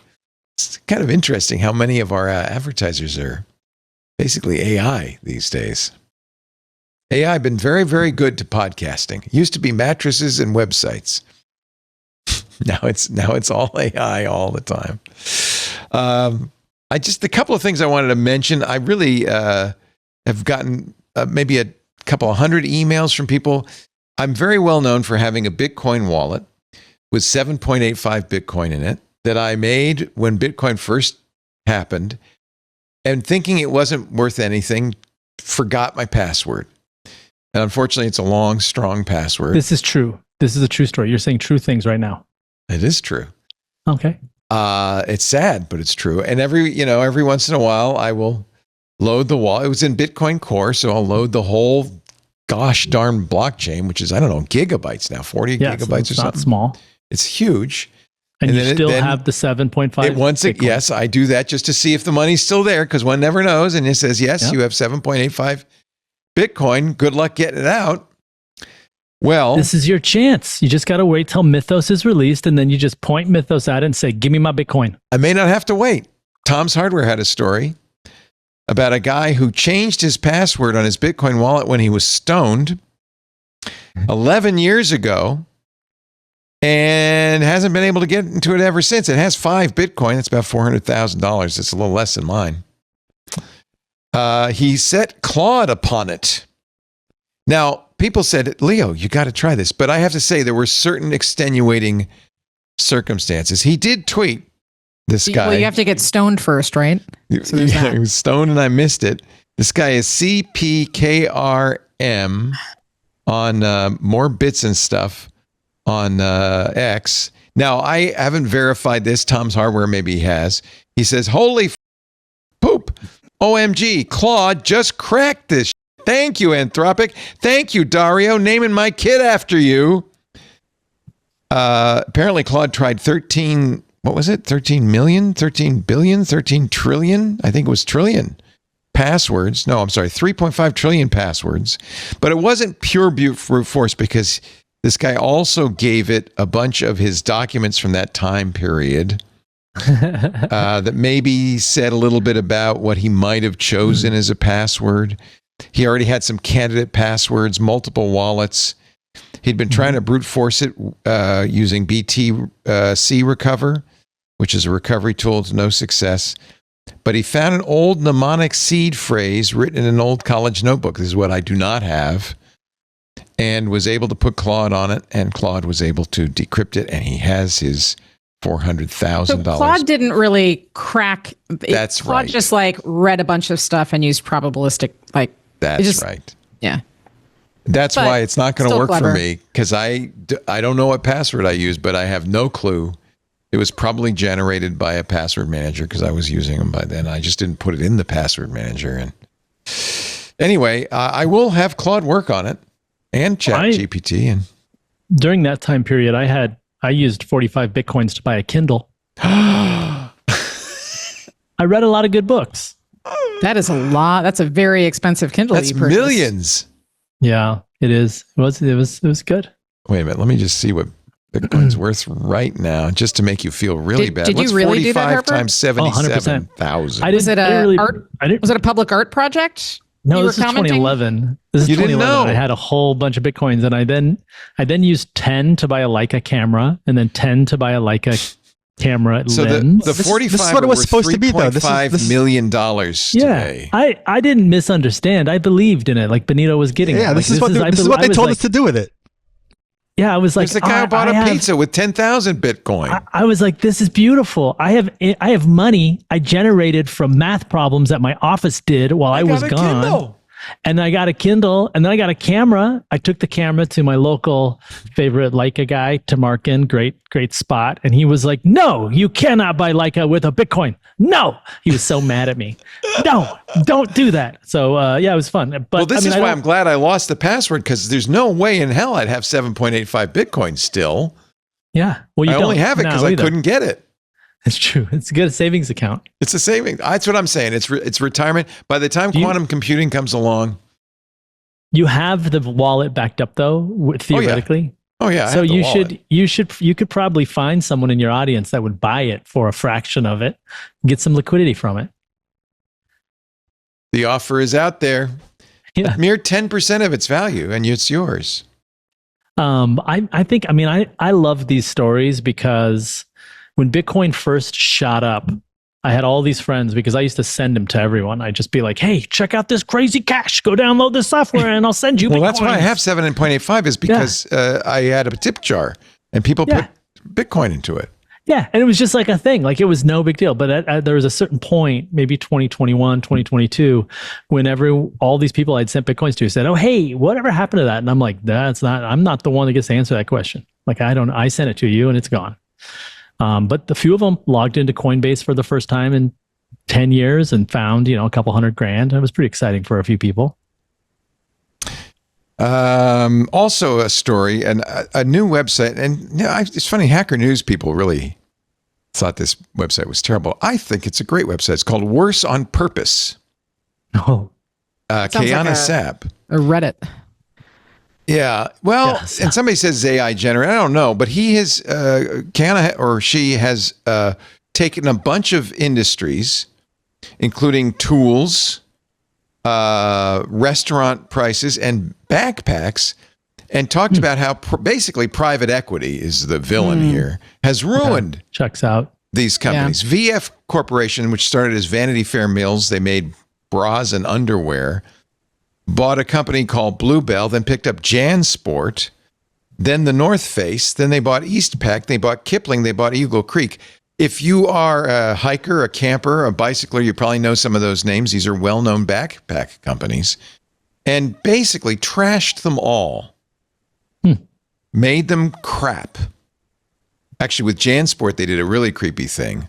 They kept some of the premium bags high quality. Yeah. And then lowered the quality of all the rest. Like JanSport and Eastpak were ubiquitous in high schools across Yeah, I already America had in the JanSport. 90s. Yeah. Yeah. Well, the thesis on the private equity is right. the syntax is definitely all the hallmarks of ChatGPT. Yeah, there's a lot of M dashes. A lot of M dashes, a lot of somebody single at Hacker sentence. News said there's 32 M dashes in this article, dude. I know you didn't write it. Can we talk about the M dash for a moment? So Yes. that was I started off as a journalist, and in journalism school, graduate school, and then in my first job, I was constantly, editors were like, stop using M dashes. It's a crutch. It's a crutch. What? And then the first book that it is, Strunk and White says it's very strong to use I a neither dash. think nor speak in normal complete sentences. I'm just a giant run-on, which, anyways. So, and like my first book was also just full of just M dashes everywhere. It's a giant problem. And so this is my natural way of speaking and writing. And the bots out there got hooked on They've M ruined dashes. it. And now like, I have to convince people like, no, this is just the way that I write. But Amy has been using the word delve for years. No, M dash. and keen. No. And I have my computer set up so when I type two hyphens, it turns it into an M dash. That's how Nobody a good even knew writer- what an M dash was until all of this. So, Yeah, that's but probably anyhow. true. Anyhow, whether this is composed by AI or not, and maybe it is. Look, I'm not against that. It's a valuable lesson in the late stage capitalism, and it's probably a good idea if you know that the tools that you're buying are not the tools you thought you were buying. They used to be good. There are still a few good family-run brands, and he talks about that, or she. I'm not sure. There's a lot of new brands. I think that's the other thing that's happening is this isn't existing in a vacuum. Like people are seeing the quality of this stuff go down, and some people are taking that as an example to start a company that does stuff. Make new backpacks. I did some backpack research the other day, and everyone was like, JanSport is this good backpack. They have a lifetime guarantee, but it sucks. That was known. That was a known thing. You didn't have to have a think piece to show that. And so there were dozens and dozens of new within the last 5 years that were basically copying what was good about JanSport of the past and making it new. I do think that, private equity has not done a lot of benefit. I have Smart a friend, guys, though. I have a longtime friend who is a PE guy. He has a small private equity company. He was trying to buy Steinway for a while. Oh, wow. Which is a family-run piano company because it was not, the family was getting tired of it. One of his specialties was buying companies that were family-run, but the family wanted out. Right. And he is a good manager. And he said, I can take these companies without enshittifying them and turn them into what they should be. Yeah. I don't think he ended up getting Steinway, but That's wonderful if that's I think the that's intent, great. But Yeah, so a lot PE of what isn't always bad. Yeah. You know what's worse? What? Like a rich guy who to Harper's point, like they got to a certain point and nobody can tell them anything wrong, and and now they start making terrible decisions. We know a few of those. We do know. not? I know a few of those. Yeah. There are quite a few of those. In fact, what is that? That is some sort of That is a tale as old as time, Leo. tale as old as time. I love those tales. Don't judge me, but I did ask. So we're voting in California in the primary on June 2nd, and I think there are 60 people running for governor. I'm It's not a mess. joking. That governor's race is crazy. Yeah. And because the way our primary works, the top two vote getters, regardless of party, are running against each other. It is just a mess. It's confusing as hell. I did ask my chat bot to help me with a ballot guide. Yeah, that sounds like a great use of it. I told it what I care about. Yeah. I gave it my values, and I said, please go through, all the voter guides and get back to me. Now, I'm not going to vote I may. It did tell me how to vote. And I may or may not vote that way, but it sure helped me cut through 60 candidates. One of my favorite parts about the LLMs is now you have this voter guide. You can paste the voter guide into ChatGPT and say, make me a recipe for dinner tonight based on this voter guide. And it would just be like, absolutely, let's go. And That's a great idea. I need to let you have dinner. The pattern extracting Wait a minute, I gotta do is my favorite thing about this. And we do this all the time where you just have two things that are disparate that should never be mixed. And you just mix them and you're just like, okay, so what should we do? We're trying to find lunch. And it's like, oh, well, that's a great idea. The meeting that you just had was blah, blah, blah. So maybe you would like the blah, blah, blah. You know, it just gives you these things where you're just like, that was a jump. I appreciate what you did. And I really like that you did this for me. And I love it. I love it. I think that is my favorite part about these because you can really mix anything with anything and get another thing. What did it recommend, Leo? Well, I could tell you how it recommended to vote, but now I'm thinking, I wonder what I should have for dinner. Well, put in your voter's guide and let's see what it says. Based on my voter guide, what should I get for Okay, so the voter guide came from ChatGPT, I think. So I should use maybe Grok for this. I mean, yeah, if you want to. If you want go crazy? Yeah, go wild. Or maybe I'll do Anthropic because I think Anthropic probably knows food better than a lot of the others. Who's the best? Yeah, you said you always find out what the best one is. Who's the best? Well, right now I'm mad at Claude because it made every website look exactly the same. They do all look the same. That was an AI generated all the website. same. That was a thing. Everything is this beige kind of brown with a nice warm, rich reddish color. Everything has this like vibe right now. So I'm mad at the fonts Anthropic. have serifs, which I really hate. So I have an emotional argument with ChatGPT or with Anthropic, but I use a lot of ChatGPT because I'm of the conclusion that ChatGPT's Pro model is the best model on the market. That's the one I used for the voting thing. I love using it because it takes forever. Like you literally have to be like, I'm going to go on a walk. Like you do this, I'm going to go on a walk. And so I will do a lot of synthesis in many other models. And then when I'm ready for the final approach, so to speak, I'll drop it into ChatGPT, say go, and then I'll go head off my way and come back on and be like, oh, that was great. Thanks for that. So, but I want to know what it recommended for dinner with your voting. Yeah, what are you having? Okay, are you suddenly having a vegan dinner? This web Is it austerity based site to help me? What should I say? Help me plan dinner. Carrot. Organic. Yeah. Just based on the voter guide, what should I have for dinner tonight? Okay, that's what I'm doing. Please use this website to help me plan dinner. It's retrieving the website now. It'll be interesting if it returns instructions on the dinner. Yeah. Go to Mom's Market. The URL doesn't have anything dinner related on it. It's your ballot That's the best. guide. This is the thing is that it like the fact is it's going to find a pattern. It will. Do you want me to plan a low carb dinner from scratch? It says, do you mean a different link? So it doesn't want to do that. No, I think it's how you prompt it. Yeah, I think what what you should I need to say is that you should say, this is my voting. Look at this. It may not be able to scrape that site. Is there a Roblox? No, I can see it. No, yeah. Okay. So, visit this website. These are my preferences. Plan, what should I eat for dinner? Use this to help me, like really instruct it. You If need it a doesn't, different prompt. If it throws a fit, just be like, do it. Yeah. Okay. Do it or I'm this gonna go voter's to guide has Claude. information about my preferences. What should I eat for dinner? I think it was What helping would a you, good though. progressive voter eat for dinner? It was trying to help you, though, because that does not make It says sense. it really doesn't, though. I just read the whole page. It's candidate recommendations from the U.S. House down to county clerk, funny. recorder, assessor. No food, no diet, no preferences. I'm not going to invent a connection that isn't there. So it knows me, right? So it's keeps trying to give me a low carb That's dinner. this Claude? that's an interesting Yeah. response. Claude knows me too well. That's the problem. Try ChatGPT now. Do you think ChatGPT will do it? ChatGPT doesn't always scrape well, though. I think Claude does a better job. Well, ChatGPT made this website, and it's on Cloudflare. Let It me. should- What? You don't like this? I love this. I found that response to be interesting. That was not what I was. It's smarter than you thought. It's not going to do that. Well, it just means you that can get it to you've do it. probably, Yeah. I think you've just instructed that instance to not do stuff like that. I do this constantly. Like the other thing that I'll do, which I really like, is if you're bouncing back and forth, I often will play one agent's response as my totally. boss's.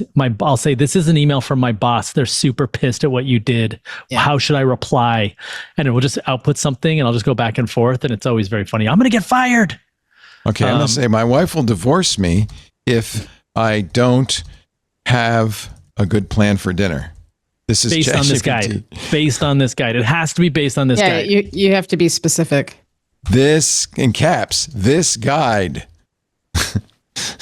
Oh, wait a minute. I forgot to put the guide in. Wait a minute. There it is. It'll be like, great, got it, no problem. Okay. Yeah, We got this. Okay, it's thinking. It's doing pro thinking.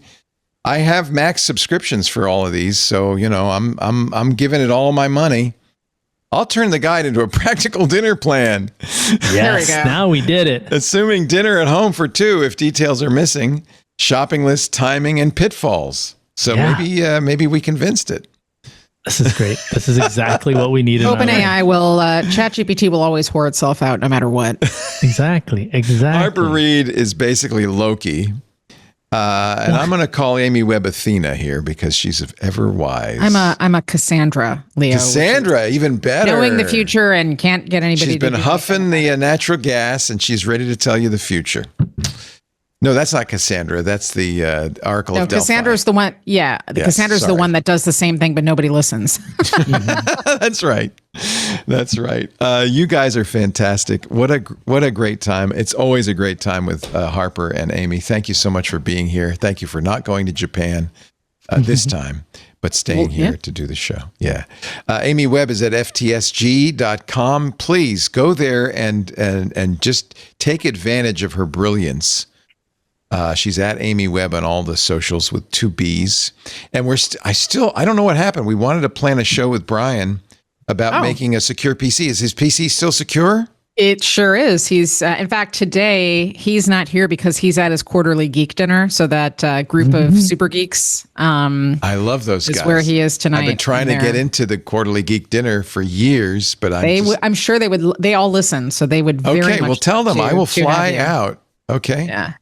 Okay, so here we go. ChatGPT says, make it a Sonoma spring dinner with marinated artichokes, olives, good bread, and goat cheese or white bean spread, or a chiette or linguine with this sounds fantastic, an arugula salad, and for dessert, macerated strawberries with lemon over Greek yogurt, whipped cream, or vanilla ice cream.